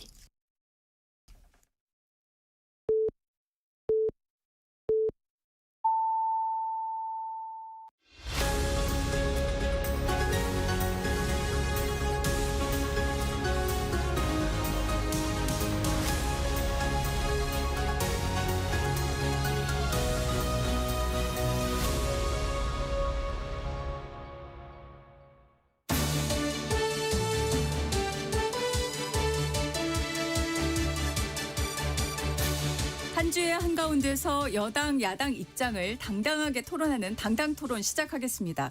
권칠승 더불어민주당 의원, 김희정 국민의힘 함께합니다. 어서 오십시오. 네, 반갑습니다. 반갑습니다. 추우셔서 목소리가 조금 어르신 것 같아요. 아니, 여당은 얼 일이 없는데 왜 그러실까? 저희는 요즘 아침마다 규탄대회 가느라고 손도 얼고 마음도 얼고. 네. 따뜻하게 입고 나가셔야 될 것 같습니다. 네. 오늘 아침에 일단 아랍에미리트 정상회담 소식이 들어와서 이거 관련해서 질문을 시작해 보도록 하겠습니다. 아랍에미리트에서 정말 예우를 굉장히 극진하게 했더라고요. 네, 국빈 방문이라서 더 신경을 쓴 것 같은데요. 이 지금 결과 내용을 좀 보면은 특히 7개 분야 방산을 포함해서 협력에 대한 그 합의가 이루어진 것 같습니다.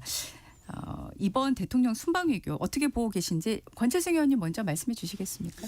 네, 이번에 이제 두 정상이 선언문도 발표하고 했죠. 네, 했는데 그 내용을 보면은 우선 특별 전략적 동반자 관계를 더 심화하겠다. 그리고 뭐 100년 동맹이다 이런 이야기도 있고요.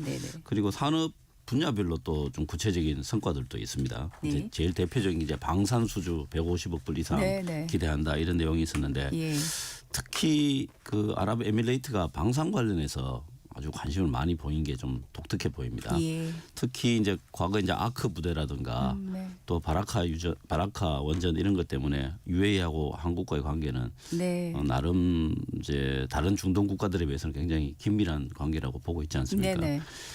또 최근에 중동 정세가 굉장히 불안하고 일촉즉발의 상황들이 많고 실제로 많은 또 전쟁들이 뭐 벌어지고 있고 아직까지도 정리가 안 돼 있지 않습니까? 그렇다 보니까 아마 UAE가 이런 그 방산 관련 국방 관련 신경을 많이 쓰는 것으로 보입니다. 그래서 특히 또 한국의 방산 산업, 한국에서 만든 여러 가지 무기 체계들이 좋은 평가를 받고 있기 때문에 이번 계기로 한국 방산 특히 방산 산업에 큰 이제 계기가 될 것이라 기대하고 있고요. 또 그 이외에도 뭐 메디칼 관련이라든가 여러 가지 보건 관련도 중동에 진출할 수 있는 그런 좋은 계기가 되었으면 좋겠습니다. 네, 김희정 의원님은 어떻게 보셨습니까? 네, 일단 정상회담에서 MOU 7건 체결한 부분에 대해서는 환영합니다. 좀 전에 권칠승 의원님도 말씀을 하셨고 현장에서 이 대통령도 말씀을 하신 분입니다. 양국 간 협력은 바라카 원전 사업하고 아크 부대로 명확하게 특정 지어진다라고 말씀을 하셨거든요. 잘 아시겠지만 이 두 가지 사업 다 이명박 대통령 때 이루어낸 성과입니다. 그리고 그때의 신뢰를 기반으로 해서 지금까지 우리나라와 UAE가 이런 좋은 관계를 가지고 있다라는 말씀을 드립니다. 사실 저 그때 대통령실 대변인이라서 이 현장에 같이 갔었거든요. 대통령님하고. 그래서 그때의 그 감동이 이제 아직도 느껴집니다. 그렇기 때문에 이 비록 정권은 바뀌었지만 이런 부분을 계속 성과를 이룰 수 있는 부분에 대해서는 현 여권이 느끼는 계기가 됐으면 하는 바람. 바람입니다. 네. 특히 원전 사업과 관련돼서는 바라카 원전의 모든 호기가 성공적으로 운영되고 있는데 이 협력 모델이야말로 양국 간 파트너십이 공고 유지되게 하는 근간이라고 환영 인사를 이제 무함마드 대통령이 언급을 하고 이런 부분이 있습니다. 예. 그렇기 때문에 우리에게 주는 메시지를 가지고 단순하게 MOU 체결뿐만 아니라 국제사회와 이 국내 에너지 시장에서 나갈 바에 대한 방향도 보여주지 않나 이렇게 생각을 합니다. 네. 왜 그러냐면요.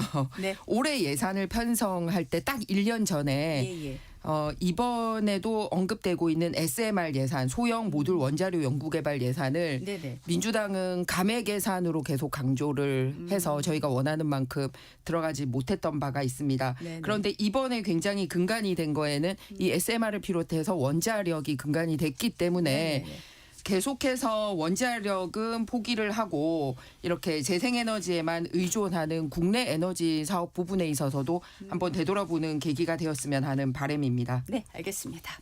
나중에 원전에 대해서도 한번 토론하는 시간이 있었으면 좋겠습니다. 네, 그 주제도 한번 마련해 보도록 하겠습니다. 네.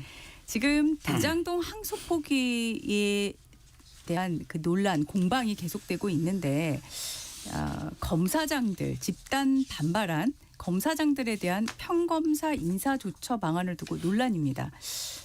지금 두 분의 지검장들이 사의를 표명을 했는데요.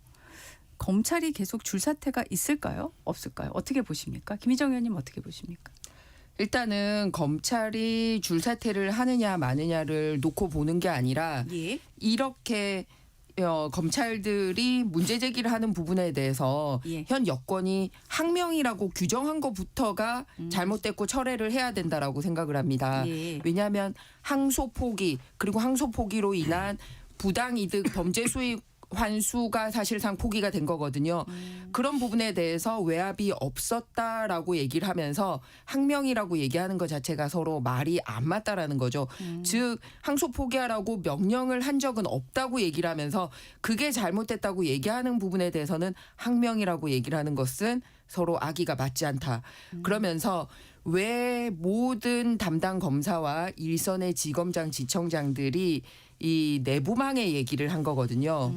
두 가지입니다. 결론은 하나는 경위가 어떻게 됐는지 궁금하다. 왜냐하면 이 부분은 지난 사건에 대한 이 사실관계 규명도 되지만 앞으로 검찰이 일을 하는 데 있어서도 과연 옳은 절차인지를 보기 위해서 경위에 대해서 설명해달라는 거 하고요. 그리고 두 번째는 어떤 법리적 근거가 있는지 두 가지에 대한 게 궁금하다.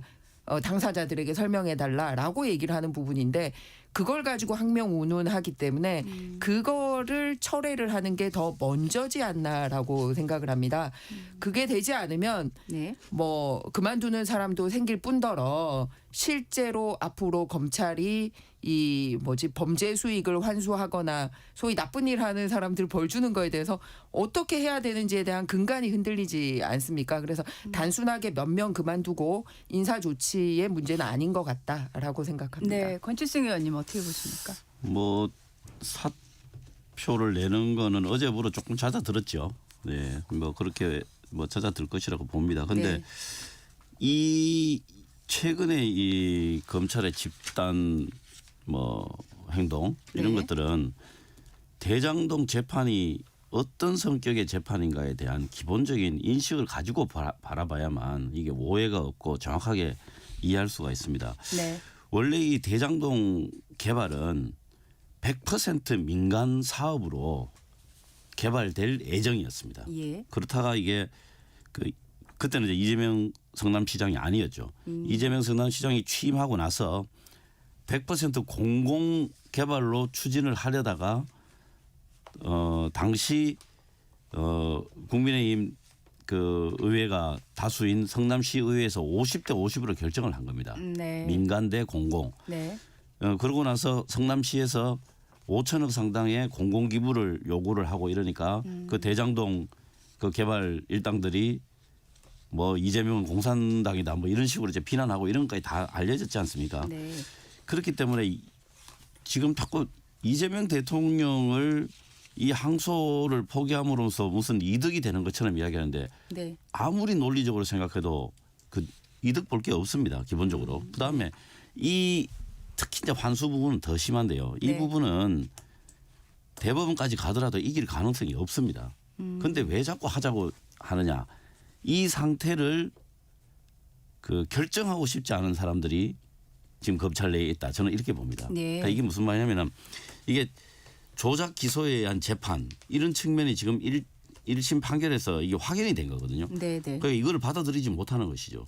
이걸 받아들일 때 자신들의 치부가 드러나는 것입니다. 네. 즉 다시 말하면 이 수사의 본질은 정적 죽이기이고 그것을 위해서 조작 기소를 한 것이죠. 이런 네. 측면들이 이제 확정되는 것을 두려워한다. 저는 기본적으로 그렇게 봅니다. 예. 그래서 그거에 대한 반발 이게 이제 집단 행동 뭐 집단 사표 이런 걸로 지금 나타나고 있다 이렇게 봅니다. 그래서 네. 이 재판을 계속 끌고 가서 어떤 이득을 보는 사람들 그러면 저는 뭐 그 2차 수사팀에 들어가 있던 사람들이라고 봅니다. 네. 이게 이제 1차 수사팀이 있고 2차 수사팀이 있었잖아요. 예. 이번 재판 결과는 사실상 1차 수사팀에 손을 들어준 겁니다. 1차 수사팀은 680억 플러스 알파 정도다라고 네. 했고 이번 재판부는 1128억이라고 했는데 이 부분이 윤석열 검찰에서는 이렇게 주장했어요.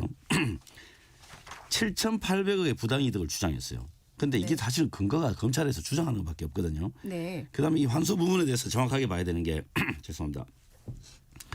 이 공직자 이해충돌 방지법이 무죄가 났기 때문에 네. 항소를 안 함으로써 다툴 수 없게 돼서 대장동 일당이 7,800억의 부당 그 범죄 수익을 전부 다 가져가게 됐다. 지금 이렇게 주장하고 있거든요. 검찰은. 근데 7,800억이라는 금액 자체도 특정할 수 없을 뿐만 아니라 그게 이제 그 법원의 판단이죠. 뿐만 아니라 공직자 이해충돌 방지법에 대해서는 증거를 배제했고 그다음에 그 비밀 이용 행위가 없었다. 그리고 공소시효가 이미 지났다 해서 이거는 대법을 가도 이길 수가 없는 겁니다.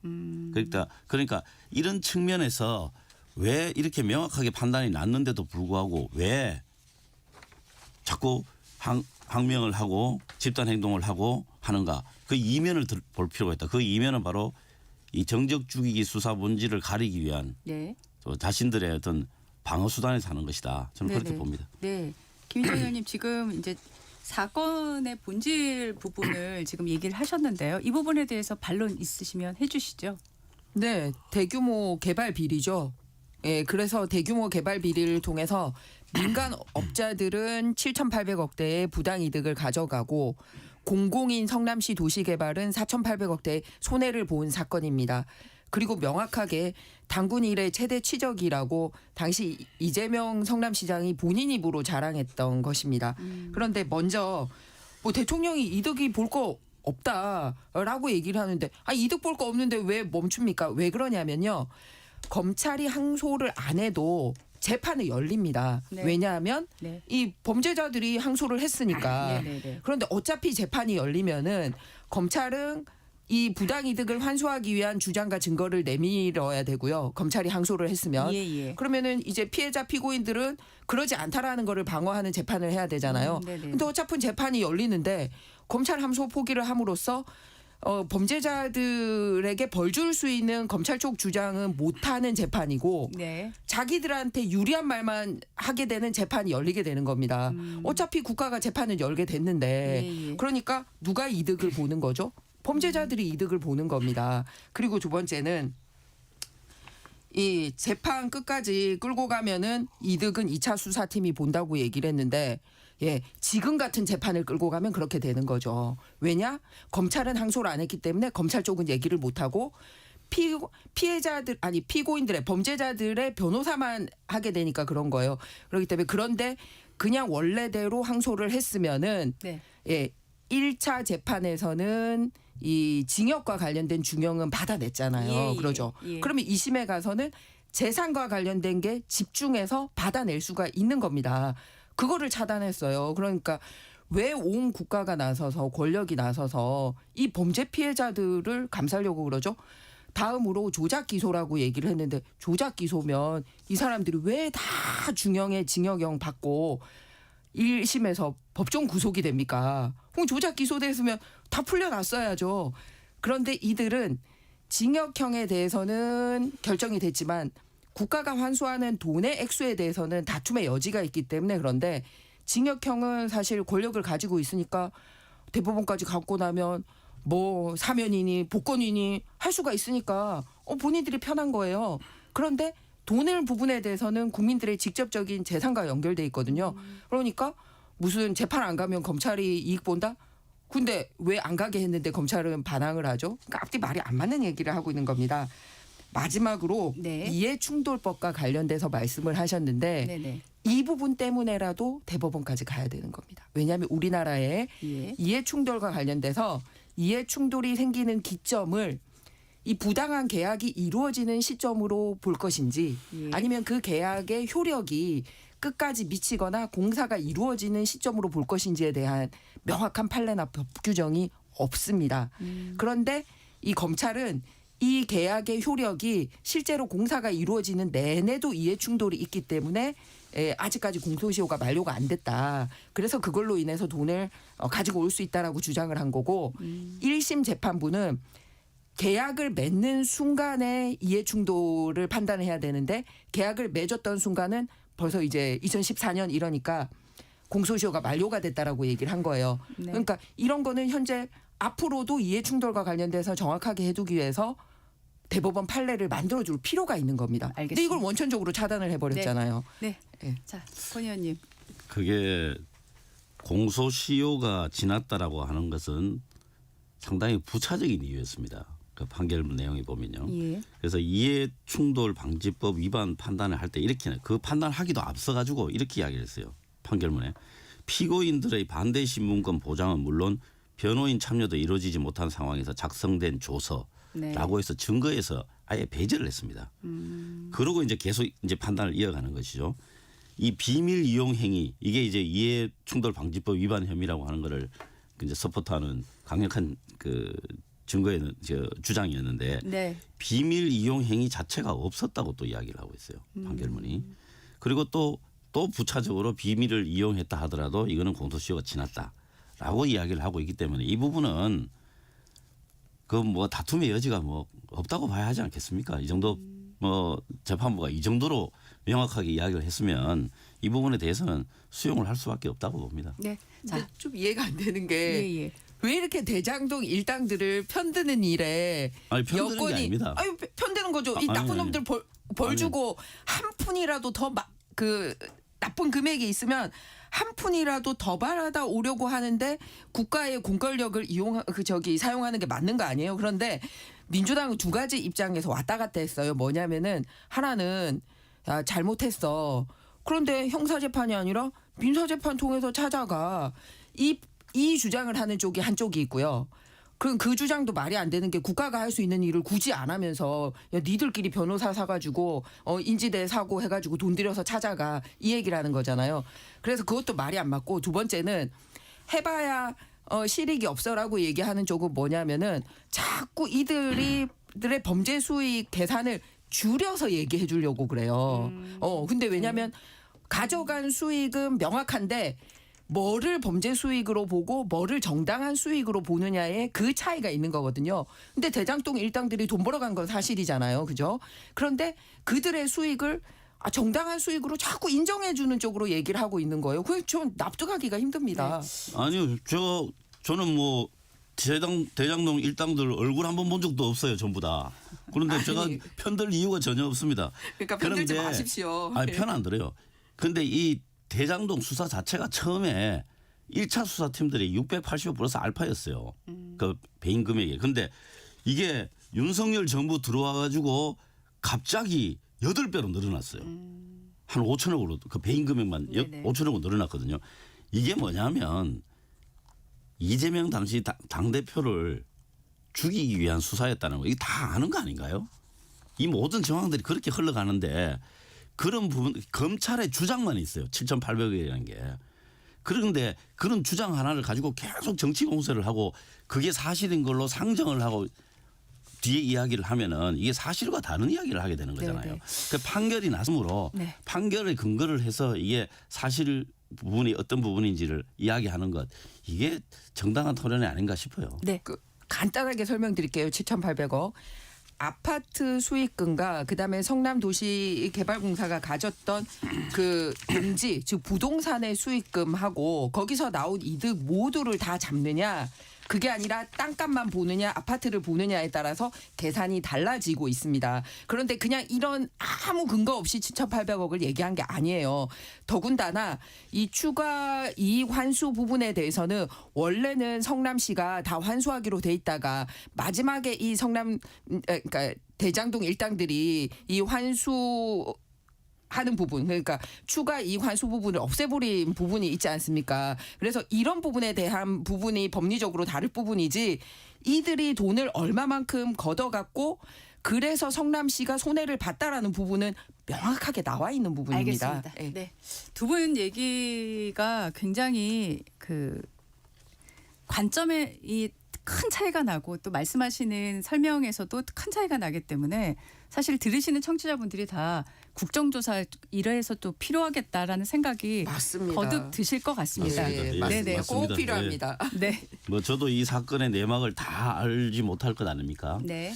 그런데 이 뭐 국정조사든 뭐가 됐든 예. 한번 속 시원하게 다 국민들 앞에 네. 공개했으면 좋겠습니다. 알겠습니다. 그 국정조사 관련돼서요. 네. 민주당이 합의하는 것 같이 하면서 사실은 트집을 잡고 있거든요. 네. 중요한 부분이 뭐냐면 국정조사는 국정조사를 할 만한 사람에게 맡겨야 되지 않습니까? 근데 민주당은 현재 법사위원들이 하자고 얘기를 하고 있어요. 네. 근데 현재 법사위원회는 대장동 변호사가 법사위원으로 버젓이 앉아 있습니다. 그러니까 다 그런 사람들 제외하고 국정조사위원회를 구성을 해야 되는데 지금도 막 온 여건이 나서서 대장동 변호 일을 변호사뿐만 아니라 막 하고 있고 대통령실 민정수석실에도 대장동 변호사들이 앉아 있고 법제처장도 앉아 있고 국회의원들도 5명이나 앉아 있는데 국정조사까지도 대종당 변호사가 국정조사위원으로 들어가자고 얘기를 하는 거는 국정조사에 대한 의지가 없는 걸로 보여진다는 거죠. 권 의원님. 네. 그 대장동 변호사라는 게 대장동 일당이 있고 대장동 사건이라고 불리고 있기는 하지만 그 이재명 성남시장 당시 성남시장일 때 일 그러니까 이재명 지금 대통령을 변호하는 사람들이 있고 그런 거죠. 네. 그렇기 때문에 그거를 섞어서 이야기하시면 안 되죠. 저희들은 이 1차 수사팀에서 2차 수사팀으로 넘어와서 이 사건이 본질, 그 몸통에 대한 규정이 완전히 바뀌었다고 생각합니다. 네. 그거를 이제 조작이라고 보는 것이죠. 네. 그렇기 때문에 대장동 변호사라고 해서 그냥 그 지금 그 김만배를 위시한 그 대장동 그 범죄 수익을 가져간 그 일당들의 변호사인 것처럼 이야기하시면 안 되는 거죠. 예, 그래서 그건 사실과 이름을 비슷하게 붙여놔서 그 들으시는 분들이 청취자분들이 헷갈리실 수가 있는데 그 부분은 분명히 구별을 해주셔야 됩니다. 명확하게 법사위원 중에 김용 변호사도 있습니다. 김용을 변호한 변호사도 예, 있습니다. 알겠습니다. 네. 자, 대장동 얘기는 여기까지 하죠. 저희가 20분 넘게 썼거든요. 네. 이것도 아마 두 분 입장이 크게 다르실 것 같습니다. 헌법 존중, 정부 혁신 TF. 어제 운영위에서도 이걸 갖고 격돌을 했는데 지금 정부가 49개 전체 중앙행정기관 대상으로 해서 추진을 하는데 어제 보니까 경찰에서는 조사단장이 내정됐다는 소식도 이제 보도가 나왔습니다. 예, 여야 입장 각각 어떻게 보시는지 어느 분부터 말씀해 주실까요? 네, 권 의원님. 그거 어제 우상호 수석이 또 운영위원회 와서 그 비슷한 이야기도 좀 네. 했죠. 네. 예. 뭐 그거를 보면 지금 대통령실 또 정부 측에 좀 솔직한 고민이 들어있다고 저는 생각을 합니다. 예. 근데 그 발언을 조금 인용을 할까 합니다. 예. 뭐 내란에 참여한 사람이 있다면 승진시키기가 어렵지 않겠느냐 이런 취지. 또 그다음에 이 시점에 조사하지 않으면 내년 인사에 반영할 수 있는 방법이 없다. 그래서 불가피한 시점이다라는 네네. 것. 그다음에 대상자는 소수에 국한될 것이다. 그리고 조사를 1월까지 하는 것은 불가능하다. 이런 이야기를 했습니다. 그래서 이 내용 발언 내용을 이제 종합해 보면 불가피한 측면이 있고 그리고 최소한의 인원을 대상으로 하겠다. 그리고 조사 기간도 최단기간으로 하겠다라고 하는 의지를 가지고 있다고 보고 그런 기조에서 네. 뭐 TF 운영될 것이라고 보고 있습니다. 그래서 공직 사회에 불필요한 어떤 뭐 긴장이라든가 뭐 그런 것까지는 걱정을 안 하셔도 될 것이라고 봅니다. 네, 김희정 의원님 어떻게 보신가요? 이미 불필요한 일을 하고 있는 것 같은데요. 정보기관 49개 기관에 총 500여 명의 소위 계엄에 가담한 사람들이 있는지 색출하겠다라는 거잖아요. 그런데 49개 기관이 예를 들어서 정말 무슨 검경, 군 이런 데가 아니라 예를 들면 이런 거예요. 산림청, 기상청 이런 것까지 다 조사하겠다라는 겁니다. 공직사회 전반에. 그러면서 콕 찍어서 얘기를 한 게 뭐냐면 이제 휴대폰 들여다보겠다라고 한 부분이거든요. 헌법에는 인신과 관련된 거나 물건과 관련된 부분에 있어서 이 압수하거나 할 때는 별도의 영장을 치도록 되어 있습니다. 그런데 영장 없이 볼 수 없는 휴대폰을 자의적으로 내라고 얘기할 거다라고 얘기를 하면서 사실은 500명씩이나 만들어서 내라고 하고 있는 거잖아요. 그리고 두 번째는 헌법에 또 통신비밀보호법이 버젓이 되어 있습니다. 그래서 어제 그 우상호 실장에게 물었던 질문 중에 하나가 이렇게 TF를 만들어서 할 수 있는 법적 규정이 뭐냐라고 얘기를 했을 때 법적 규정이 있다라고 답을 하지 못했습니다. 즉 헌법도 위반할 뿐더러 현행법에 없는 짓을 하고 있다라는 게 어제 국회에서 드러났다라는 부분입니다. 특히 휴대폰과 관련돼서는 2014년에 이재명 대통령이 청소년 수련관 여기서 이제 특강을 했던 장면에 아주 길게 얘기한 장면이 나옵니다. 휴대폰에는 여러분들의 인생이 담겨 있다. 어디서 누구와 무엇을 어떻게 대화했는지 등등 다 나오기 때문에 절대 휴대폰 뺏기지 말라. 그리고 특히 수사기관에는 휴대폰을 뺏겨서는 안 된다라고 아주 길게 신신당부를 한 장면이 나오거든요. 근데 지금은 본인이 그걸 뺏겠다라고 얘기를 하고 있는 거잖아요. 그러면은 인생을 들여다보고 언제 어디서 무슨 짓을 했는지 보려고 그러는 겁니까? 그러니까 맞지 않다라는 거죠. 그리고 이름도 맞지 않는 게 뭐냐면 그 TF 이름을 뭘 했죠? 헌법 존중이라고 그랬죠. 그런데 방금 제가 말씀드렸듯이 통신비밀보호법이나 영장주의와 관련된 헌법을 파괴하고 있는 겁니다. 이 공무원 사찰이라고 보여집니다. 지난번에 재판중지법을 그때는 헌법 수호라고 얘기를 했다가 하루 만에 그만뒀었잖아요. 헌법 수호라고 얘기했는데 하루 만에 번복했었거든요. 근데 이번에는 공무원 사찰을 헌법 존중으로 또 얘기를 해요. 그러면서 법에는 없고 헌법을 위반하고 있습니다. 알겠습니다. 근데 이제 휴대폰 문제는 사실 굉장히 민감하죠. 저는 강제로 휴대폰을 제출해라 이럴 그럴 일은 전혀 없고 과거에도 없었습니다. 그렇게는 하지 않았습니다.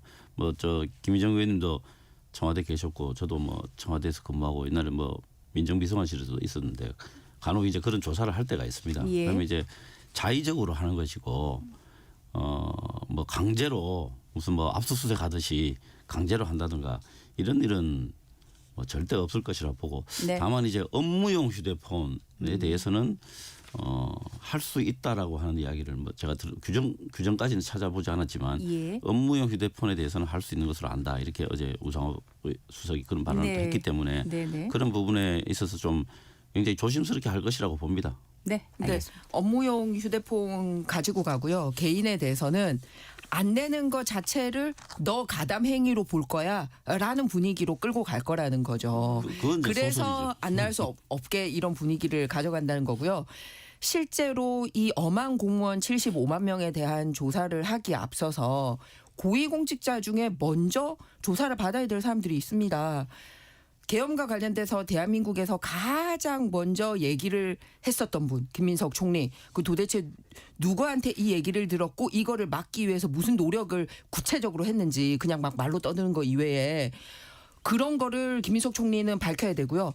그다음에 당시 국무회의에 참석했던 송미령 장관 이런 분들은 어떻게 판단할 겁니까? 그러니까 이렇게 고위공직자들에 대한 판단도 안 끝내놓고서 일선 공무원 75만 명들을 이렇게 사찰하겠다? 누가 따르겠습니까? 알겠습니다. 당당 토론 함께 하고 계시고요. 잠시 후에 토론 이어가도록 하겠습니다.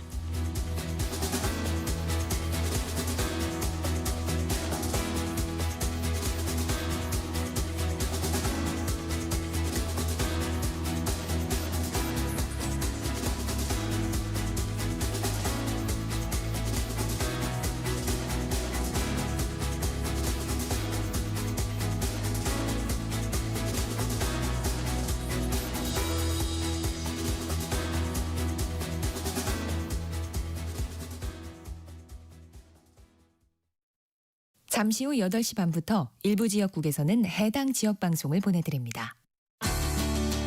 워렌 버핏은 가치 투자, 필립 피셔는 성장주 투자, 피터 린치는 장기 투자. 방법은 달라도 목표는 하나. 성기영의 경제쇼가 성공의 길로 안내합니다. 깊이 있게, 명쾌하게, 지금 이 시대 경제에 관한 모든 것을 알려드립니다. 평일 오후 4시 5분 성기영의 경제쇼와 함께하십시오.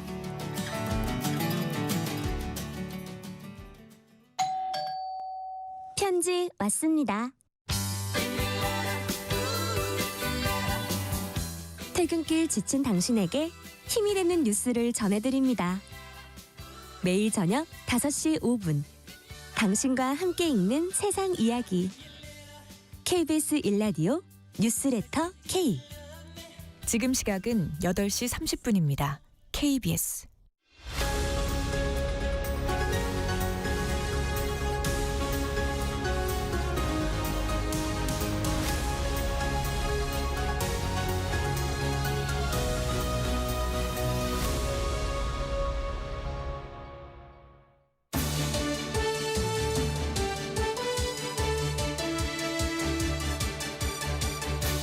당당 토론 권칠승 더불어민주당 의원, 김희정 국민의힘 의원과 계속 이야기 나눠보겠습니다.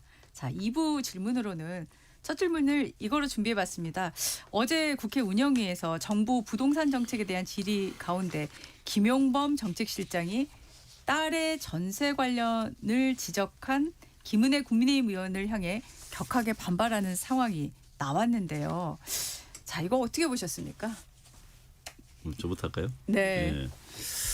일단 이제 정부위원이 특히 이제 대통령실에서 국회 출석한 정부위원이 이제 어제 정도의 태도를 보이는 경우는 굉장히 이례적이죠. 예. 그래서 뭐 태도 자체는 잘못됐다고 생각하고 네. 또 그 부분에 대해서 또 본인이 송구하다는 이야기를 했기 때문에 네네. 이제 뭐 넘어갈 수는 있지만 일단 뭐 그 부분에 대해서 질책을 받는 것은 당연하다고 생각합니다. 그리고 또 옆에서 우상호 수석이 또 적극 제지하는 모습도 있었고 뭐 뒷좌석에 있던 김병욱 비서관까지 나와서 그냥 말리는 그런 모습이었는데 아무래도 이제 그 두 분은 국회의원 생활을 오래 했기 때문에 이제 조금 더 이제 이성적으로 대응을 했다고 보고 순간적으로 조금 이제 좀 우리가 흔히 잘 듣는 경로를 했던데 근데 사실 이제 원인 제공은 김은혜 의원이 했죠. 지금 그 자리가 현안 뭐 질의를 하거나 혹은 정부위원 인사청문회 자리가 아니잖아요. 그래서 전혀 시간과 장소에 맞지 않은 질문을 했기 때문에 그 매우 부적절한 질의였다고 생각합니다. 그래서 뭐 상호 상성 관계를 좀 했는데 앞으로 국회에서 이런 모습은 보이지 않도록 해야 된다고 보고요. 단지 이제 그런 식의 질문을 하는 거는 이게 전형적인 정치 공세입니다. 그렇기 때문에 그런 부분들은 좀 자제하는 게 국회의원들 입장에서도 자제하는 게 맞다고 생각합니다. 네, 김 의원님. 어제 적절한 질문을 했습니다. 왜냐하면 그 예산과 관련된 국회 논의였고요. 김은혜 의원은 저하고 같이 국토교통위원회도 소속이 돼 있고 그러다 보니 이 부동산 정책과 관련된 예산 부분에 있어서 이 정책 대출 부분이 3조 7천억 원이나 깎여서 왔거든요. 근데 이제 국토교통부 장관만 관여를 하는 게 아니라 이런 부분은 이제 금융위원회라든지 특히 청와대 정책실장 어제 화를 낸 김용범 정책실장 주도하에 이렇게 이루어진 거기 때문에 그 방향에 대한 얘기를 한 거였습니다.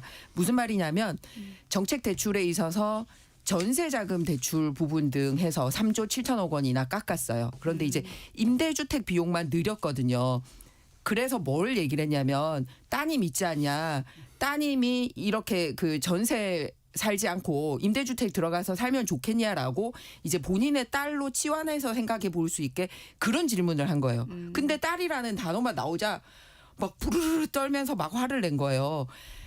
그냥 일반 국민 얘기할 때는 그 정도 감흥이 없다가 자기 딸은 그 상상만 해도 기분이 나쁜 겁니까? 아니 그런 느낌으로 저기를 대했어야죠. 그래서 디딤돌 대출 부분이라든지 이런 부분이 다 막혀 있어요. 그래서 이번에 정부가 만든 부동산 대책은 뭐냐면 이 대출이 막히다 보니까 자산의 가치를 올리는 것, 즉 청약 당첨되고도 중도금을 못 내게 지금 발목 잡힌 사람. 그다음에 전세금이 없어서 전세는 못 들어가고 월세를 가거나 임대주택 가야 될 사람. 그리고 실거주 하면서도 이제 돈이 부족해가지고 대출이 부족해서 그 나머지 돈만큼 못 빌려가지고 실제 집을 못 사게 되는 사람. 이런 정책에 관련된 얘기를 한 거거든요. 그런데 그 부분에 대한 답은 없이 딸이라는 말 언급했다는 것 자체로 막 화를 내서 본질에 어긋나는 얘기를 한 거예요. 그 부분에 대해서는 제가 반론을 하겠습니다. 뭐 이거 깊이 이야기하고 싶지는 않은데 딸이라는 이야기를 했다고 해서 경로한 게 아니죠.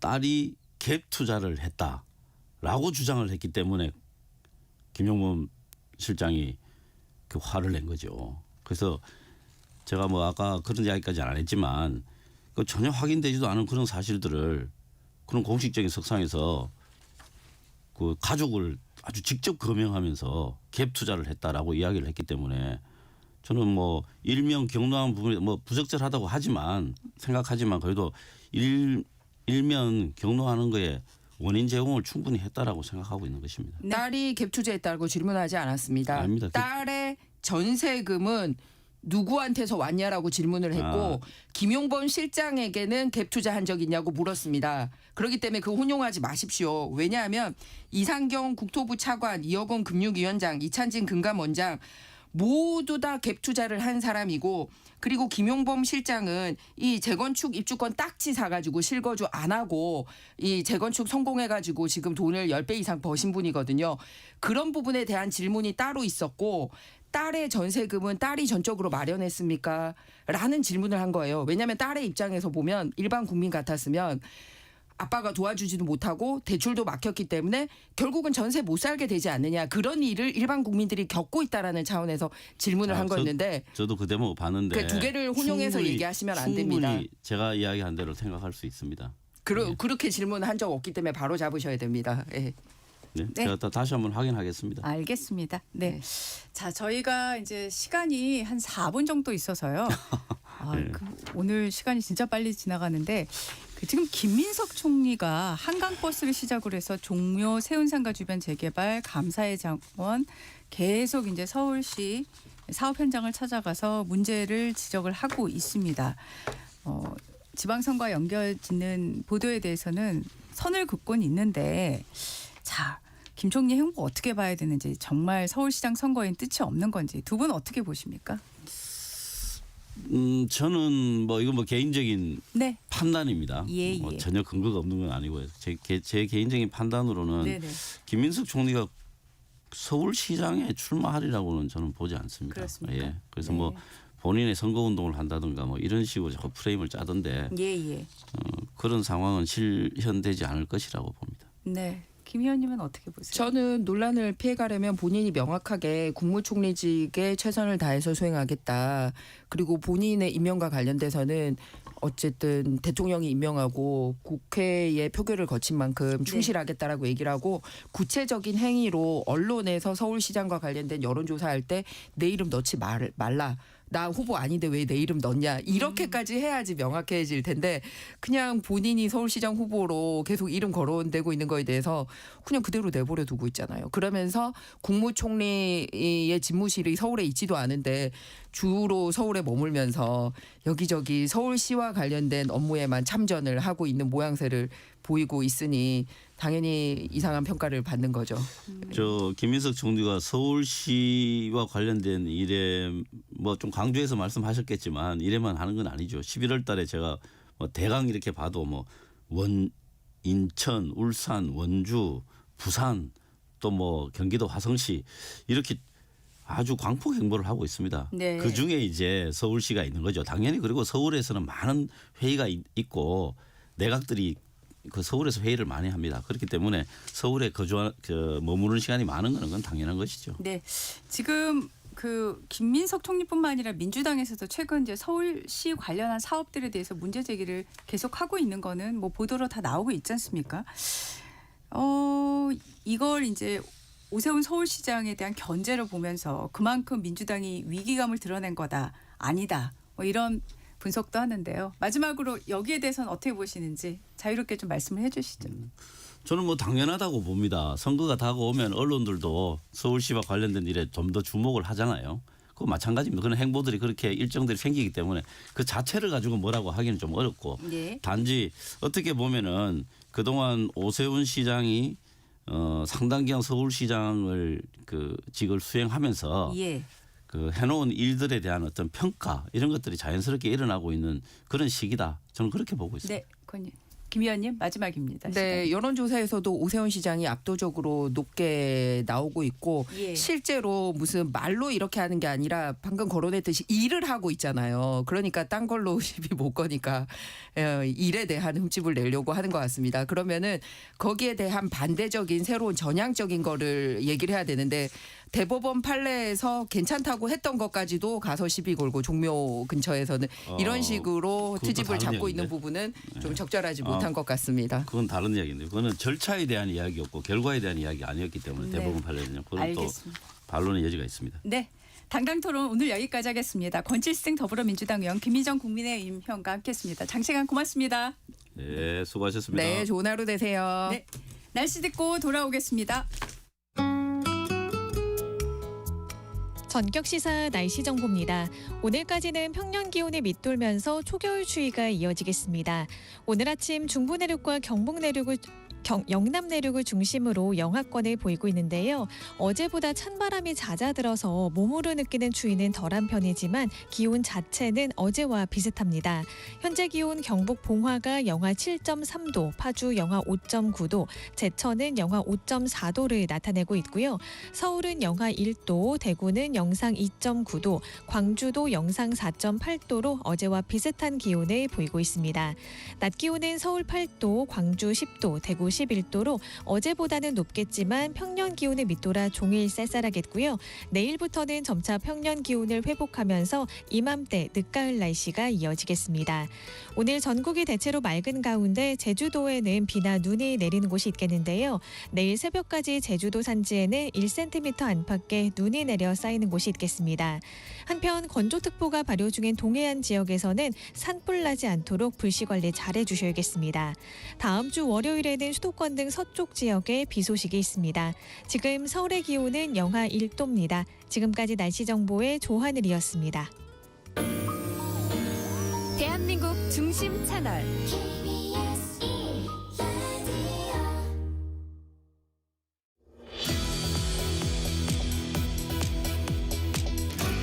네, 이번 전격 인터뷰 대장동 개발 비리 사건 항소 포기로 남욱 변호사를 비롯해 민간업자에게 추징 보전해 둔 수천억 원의 자산을 돌려줘야 하는지에 대해서 논란이 일고 있습니다. 김광삼 변호사와 함께 자세히 따져보겠습니다. 어서 오십시오. 네, 안녕하세요. 네, 반갑습니다. 네. 자, 1심 재판에서 검찰이 남욱 변호사에게 1,011억 원의 추징을 요청을 했는데 네. 법원에서는 추징금을 남 변호사에게 0원을 선고를 했습니다. 네네. 그러자 남 변호사 측이 대장동 1심 재판 중 검찰이 추징 보전 처분한 2,070억 원 가운데 본인의 목 514억 원의 동결 재산을 풀어달라고 서울중앙지검 공판 3부에 요청을 한 상황인데요. 네. 자, 일단 검찰이 이거 어떻게 결정하게 될까요? 검찰은 이제 풀어주기 굉장히 난감할 거예요. 왜냐하면 지금 항소 포기와 관련해서 이제 검찰이 굉장히 논란이 많이 됐고 비판을 많이 받고 있잖아요. 네. 그런 상황에서 남욱에 대해서 추징 보전한 걸 풀어줘 버린다. 그러면 결과적으로 항소 포기하고 남욱이 돈 벌게 내버려 두는 거냐. 그 재산을 아예 검찰이 환수를 포기하는 거냐 이런 비판에 직면할 수밖에 없고 아마 야당에서도 가만히 있지 않을 거예요. 그래서 검찰 입장에서는 이제 풀어주기는 굉장히 어렵다. 설사 항소 포기를 하고 추징과 관련해서는 무죄가 나왔다 하더라도 그래서 검찰은 뭐 그대로 갈 가능성이 크다 이렇게 봅니다. 법원 쪽으로도 남 변호사 측이 움직일 텐데 법원 쪽에서는 어떻게 나올까요? 제가 볼 때 이제 법원까지 가면 네. 법원에서는 소송을 해야 하는 거잖아요. 네. 추징보전 취소 소송을 할 건데 네. 그건 남욱 변호사에게 굉장히 유리하게 작용할 거예요. 왜냐하면 이제 1심에서 추징이 하나도 나오지 않았겠고 예. 또 무죄가 됐잖아요. 그거 관련된 부분이 그러면 결과적으로 추징 보전이라는 것은 유죄가 전제로 하는 것이고 유죄에서 법원에서 추징을 하기 위해서 재산을 임시적으로 보존하는 거거든요. 네. 근데 무죄가 나왔고 추징금이 영원이기 때문에 보존의 필요성이 없는 거예요. 그래서 이제 중요한 것은 계속적으로 보존의 필요성이 있다고 하면 재산을 잡아두는데 보존의 필요성이 1심에서 없게 나왔고 또 항소를 하지 않았기 때문에 이게 확정이 될 거란 말이에요. 네. 그럼 법원에서는 풀어줄 가능성이 많다 이렇게 봅니다. 네.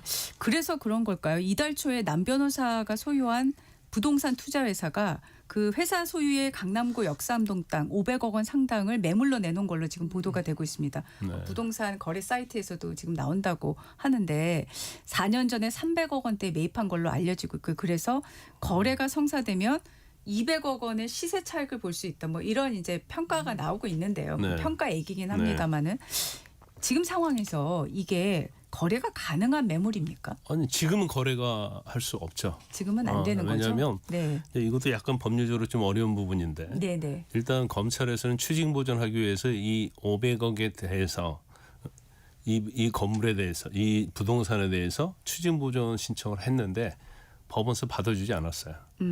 왜 안 받아주냐면 이게 신탁이 돼 있단 말이에요.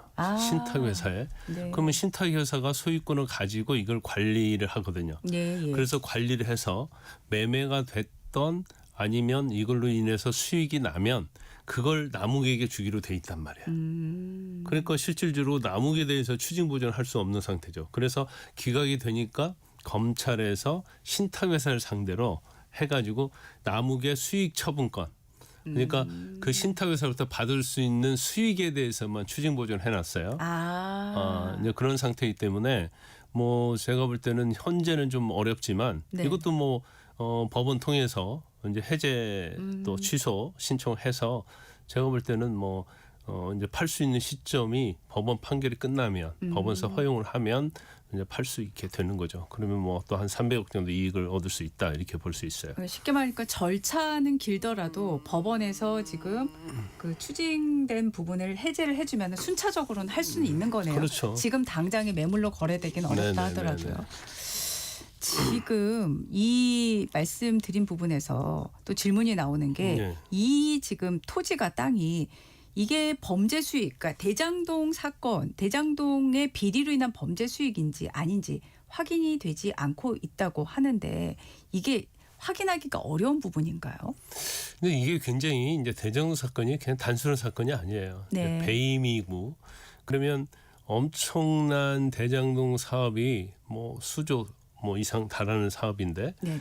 그로 인해서 얻은 이득을 어떻게 산정할 것이냐 이게 굉장히 쉬운 부분은 아닙니다. 네네. 그래서 또 이게 가지고 있는 재산 자체가 네네. 대장동에서 얻은 이득을 가지고 또 샀느냐 사지 않았느냐. 그러니까 대장동 지금 배임죄가 되고 여러 가지 업무상 비밀을 이용해서 재산을 이득을 가졌고 이걸 가지고 또 부동산이랄지 이런 걸 샀다는 게 인과관계에 입증이 돼야 하거든요. 그러니까 이제 그건 쉽지 않기 때문에 네네. 사실은 검찰에서 이제 7,800억의 이득을 얻었다고 보고 있지만 그것이 인과관계 부패 재산으로서 뭔가 지금 현재 재산에 현존하는 것이 한 2천억밖에 되지 않는 거예요. 그러니까 이제 2천억에 대해서 몰수 보존을 해놓은 겁니다. 네. 근데 이것도 또 나중에 문제가 될 수 있죠. 또 그 2천억도요? 네, 무죄가 됐기 때문에 네네. 이거 이 몰수 대상이 되냐, 추징 대상이 되냐, 또 이런 또 법적인 아주 복잡한 부분이 있어요. 또 다른 또 소송 또 그 논란으로 이어질 가능성이 소송이 엄청나게 많이 제기될 겁니다. 그리고 시간도 많이 걸릴 시간도 거예요. 많이 걸리고요. 예. 네네. 자 일각에서요. 지금 검찰이 항소 포기를 하면서 남 변호사에 대한 추징액이 영원이 됐고 이걸 갖고 이제 여론이 들끓으니까 민사 소송으로 가압류를 신청을 해서 남 변호사의 반환 청구를 막을 수 있다 이런 말도 나오던데. 이게 가능한 건가요? 지금 제가 볼 때는 뭐 그게 가능하지 않고 법원서도 받아들여주지 않을 가능성이 크다 이렇게 봐요. 이제 물론 이런 건 있죠. 이제 성남도시개발공사에서 네. 대장동과 관련된 민사소송 4건을 진행하고 있는데 네.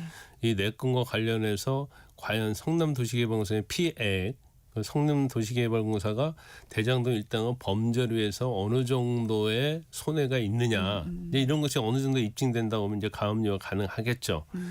그렇지만 뭐 성남도시개발공사가 됐건 검찰이 됐건 이제 검찰이 할 수 있는 것은 이제 추징 보전이거든요. 네. 근데 실제로 1심에서 이제 무죄가 상당히 낮기 때문에 이걸 뭐 오히려 추징 보전할 수 있는 게 아니라 이제 해제를 해줘야 하는 그런 상황이 첫 번째는 됐다 이렇게 볼 수 있고, 네네. 이제 가압류는 이제 민사 사안이에요. 네. 그러니까 형사적으로 추징 보전이 아니고, 네네. 근데 가압류를 할 수 있는 것은 이제 성남 도시개발공사인데, 성남 도시개발공사가 이제 가압류도 하려면 일반적으로 가압류하면 그렇게 증거가 명확하지 않더라도 이제 받아주긴 하는데, 이 사건 자체는 워낙 논란이 많이 되기 때문에 과연 무죄가 나왔는데 이제 가압류를 받아줄 수 있느냐, 이제 그런 부분이 쟁점이 될 수 있는 거죠. 네네.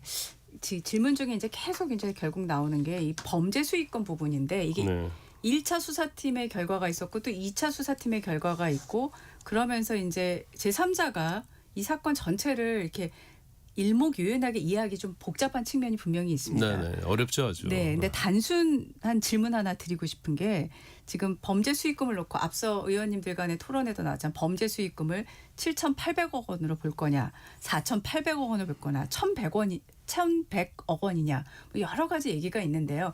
일단 결론난 부분, 1심에서 결론난 부분의 범죄 수익금은 얼마인지, 그리고 논란이 되는 이유는 어떤 것 때문에 그런 건지 좀 설명을 해주실 수 일단 있어요? 결론적으로 말하면 1심 판결에서 이제 범죄 수익금은 이제 무죄가 났기 때문에 유죄난 부분으로만 따지면 한 1,100억 좀 넘죠. 1심에서. 1심에서. 네. 그런데 이제 왜 범죄 수익금이 7,800억이냐, 4,800억이냐, 1,100억이냐 이런 얘기가 나오는 이유는 뭐냐면 지금 검찰은 7,800억으로 보고 있죠. 네네. 이것은 이제 이해충돌 방지법에 의하면 범죄의 어떤 수익에 환산하는 방법이 업무상 비밀로 인해서 취득한 부패 재산을 그거 자체를 어떻게 보면 추징 대상으로 보고 있거든요. 그렇기 때문에 업무상 비밀로 인해서 대장동 일당이 한 7,800억 정도 이득을 받기 때문에 이건 7,800억이 맞다, 범죄 수익금, 이렇게 검찰은 주장을 하고 추징 보전 추징을 구형을 한 거예요. 그런데 이게 안 받아들였잖아요. 그다음 이제 4,800억 얘기는 이거 아마 이제 성남 도시개발공사가 배당받아야 할 금액이 4,800억이다 이렇게 보는 거고, 그다음 이제 1,100억 이 얘기는 1심 판결 내용에 나와 있는 내용인데 이제 대부분 다 무죄가 나왔잖아요. 그러면 성남 도시개발공사와 같이 성남의 뜰이라는 법인을 만들어서 사업을 했는데 거기서 성남도시개발공사가 받아야 할 돈, 배당을 더 받아야 할 돈이 한 1,100억, 1,200억 된다. 그러니까 범죄 수익 자체는 혐의와 관련해서 수익의 범위를 어떻게 볼 것이냐, 이제 시각 이런 거에 따라서 좀 달라질 수는 있어요. 네. 각각이 이제 주장하는 것들, 그리고 얼마나 이익을 얻어 갖느냐에 놓고서 이제 액수 차이가 이렇게 크게 이제 벌어지는 거고, 결과론적으로 검찰에서 지금 구형한 액수가 제일 큰 거잖아요. 그렇죠. 검찰은 이제 그 대장동 일당이 얻은 개발 이익, 사업 이익을 전부 다 이제 추징을 하겠다는 게 검찰의 입장이죠. 네네. 지금 1심 판결에서 추징금 구형액, 검찰 구형액으로 보면 이제 7,600억 원에 육박을 하는데, 법원에서는 이제 추징금을 473억 원만 지금 인정을 했고, 남욱 변호사는 0원으로 아예 지금 돼버렸고요. 그러니까 지금 또 이런 계산을 하지 않습니까? 구형 대비, 검찰 구형 대비 선고 추징액이 6.3%에 불과하다. 굉장히 이제 낮은 거라서 이제 이 숫자를 놓고도 여러 논란이 있는데, 문제 또 하나는 이제 남욱 변호사 측뿐만 아니라 다른 피고인들도 이제 추징 보전을 해제해야 될 가능성이 이제 커진 거다. 1심을 항소 포기함으로써 이렇게 얘기를 하고 있는데 어떻게 보십니까? 일단은 뭐 남욱 변호사가 이제 추징 보전 해제해달라는 그걸 제기한다는 거 아니에요. 그다음에 이제 정여학. 이제 제일 수익을 가져간 게 이제 김만배거든요. 김만배는 뭐 검찰 주장에 의하면 거의 5천억 가까이. 이제 그렇기 때문에 뭐 당연히 이 사람들도 아마 1심에서 이제 항소 포기가 됐기 때문에 항소심에서 추징과 관련된 부분이 달라질 가능성이 거의 없다. 그리고 자기의 죄가 검찰에서 기소한 것보다 훨씬 축소가 됐기 때문에 뭐 제가 볼 때는 저라도 제가 김만배랄지 정영학이랄지 남욱이라도 추징 보전 해제 신청할 거예요. 그러면 검찰은 당연히 안 받아줄 가능성이 크지만 법원에 소송 제기하면 법원서 풀어줄 가능성이 있고, 시간이 좀 늘어진다 하더라도 또 대장동 일당 입장에서 보면 지금 인플레이션이 계속 일어나고 있기 때문에 부동산도 그냥 부동산이 아니고 상당히 핵심 지역이 부동산이거든요. 예. 그러면 뭐 민사소송으로 시간이 길어진다 한다 하더라도 손해 볼 건 없죠. 시간이 길어져도 손해 볼 건 없다. 그래요. 부동산이 계속적으로 자산 가치는 올라갈 거니까. 가능성이 크다. 이렇게 저는 봅니다. 그런 부분도 네네 알겠습니다. 자, 이게 이 지금 말씀하신 걸 들으면서 또 생각나는 질문이 이렇게 추징 보전이 해제됐을 때 국가가 어떻게 이걸 좀 막을 수 있는 방법이 현행법상은 없습니까? 막을 수 있는 방법 없죠. 없어요. 이제 두 가지 방법인데 네. 이제 아까 이제까지 우리가 얘기한 것처럼 이제 추징 보전할 수 있는 방법 그거 하나고 네. 경우에 따른 이제 성남도시개발공사 이제 가압류할 수 있는 방법. 네네. 그런데 사실 뭐 일부 무죄가 나오고 항소 포기하기 때문에 네. 손해액을 입증하기 굉장히 어려워요. 손해 금액이 얼마냐. 그리고 이 손해 자체가 개발동 사업 이익과 관련된 부패 범죄로 인해서 얻은 이득이냐 아니냐. 이런 걸 사실은 입증하기가 쉽지 않잖아요. 그래서 현 법제도가 네. 이해충돌 방지법도 있고 예. 부패재산 몰수법이 또 네. 있어요. 그러면 민간인이 이로 인해서 손해를 봤는데 이게 엄청난 사건이잖아요. 그 아무리 성남도시개발공사 할지라도 변호사들을 선임해서 50명, 100명 한다 하더라도 이걸 밝히기 굉장히 어렵죠. 그러니까 검찰이라는 국가의 수사기관이 네. 부패 범죄와 이해충돌과 관련된 사건에 있어서는 개입을 해서 그래서 피고인들을 처벌받게 하고 그로 인해서 추징을 한단 말이에요. 그러면 추징을 내렸고 뭐 7,800억 했다. 그럼 7,800억을 나눠줄 수 있는 거예요. 피해자한테.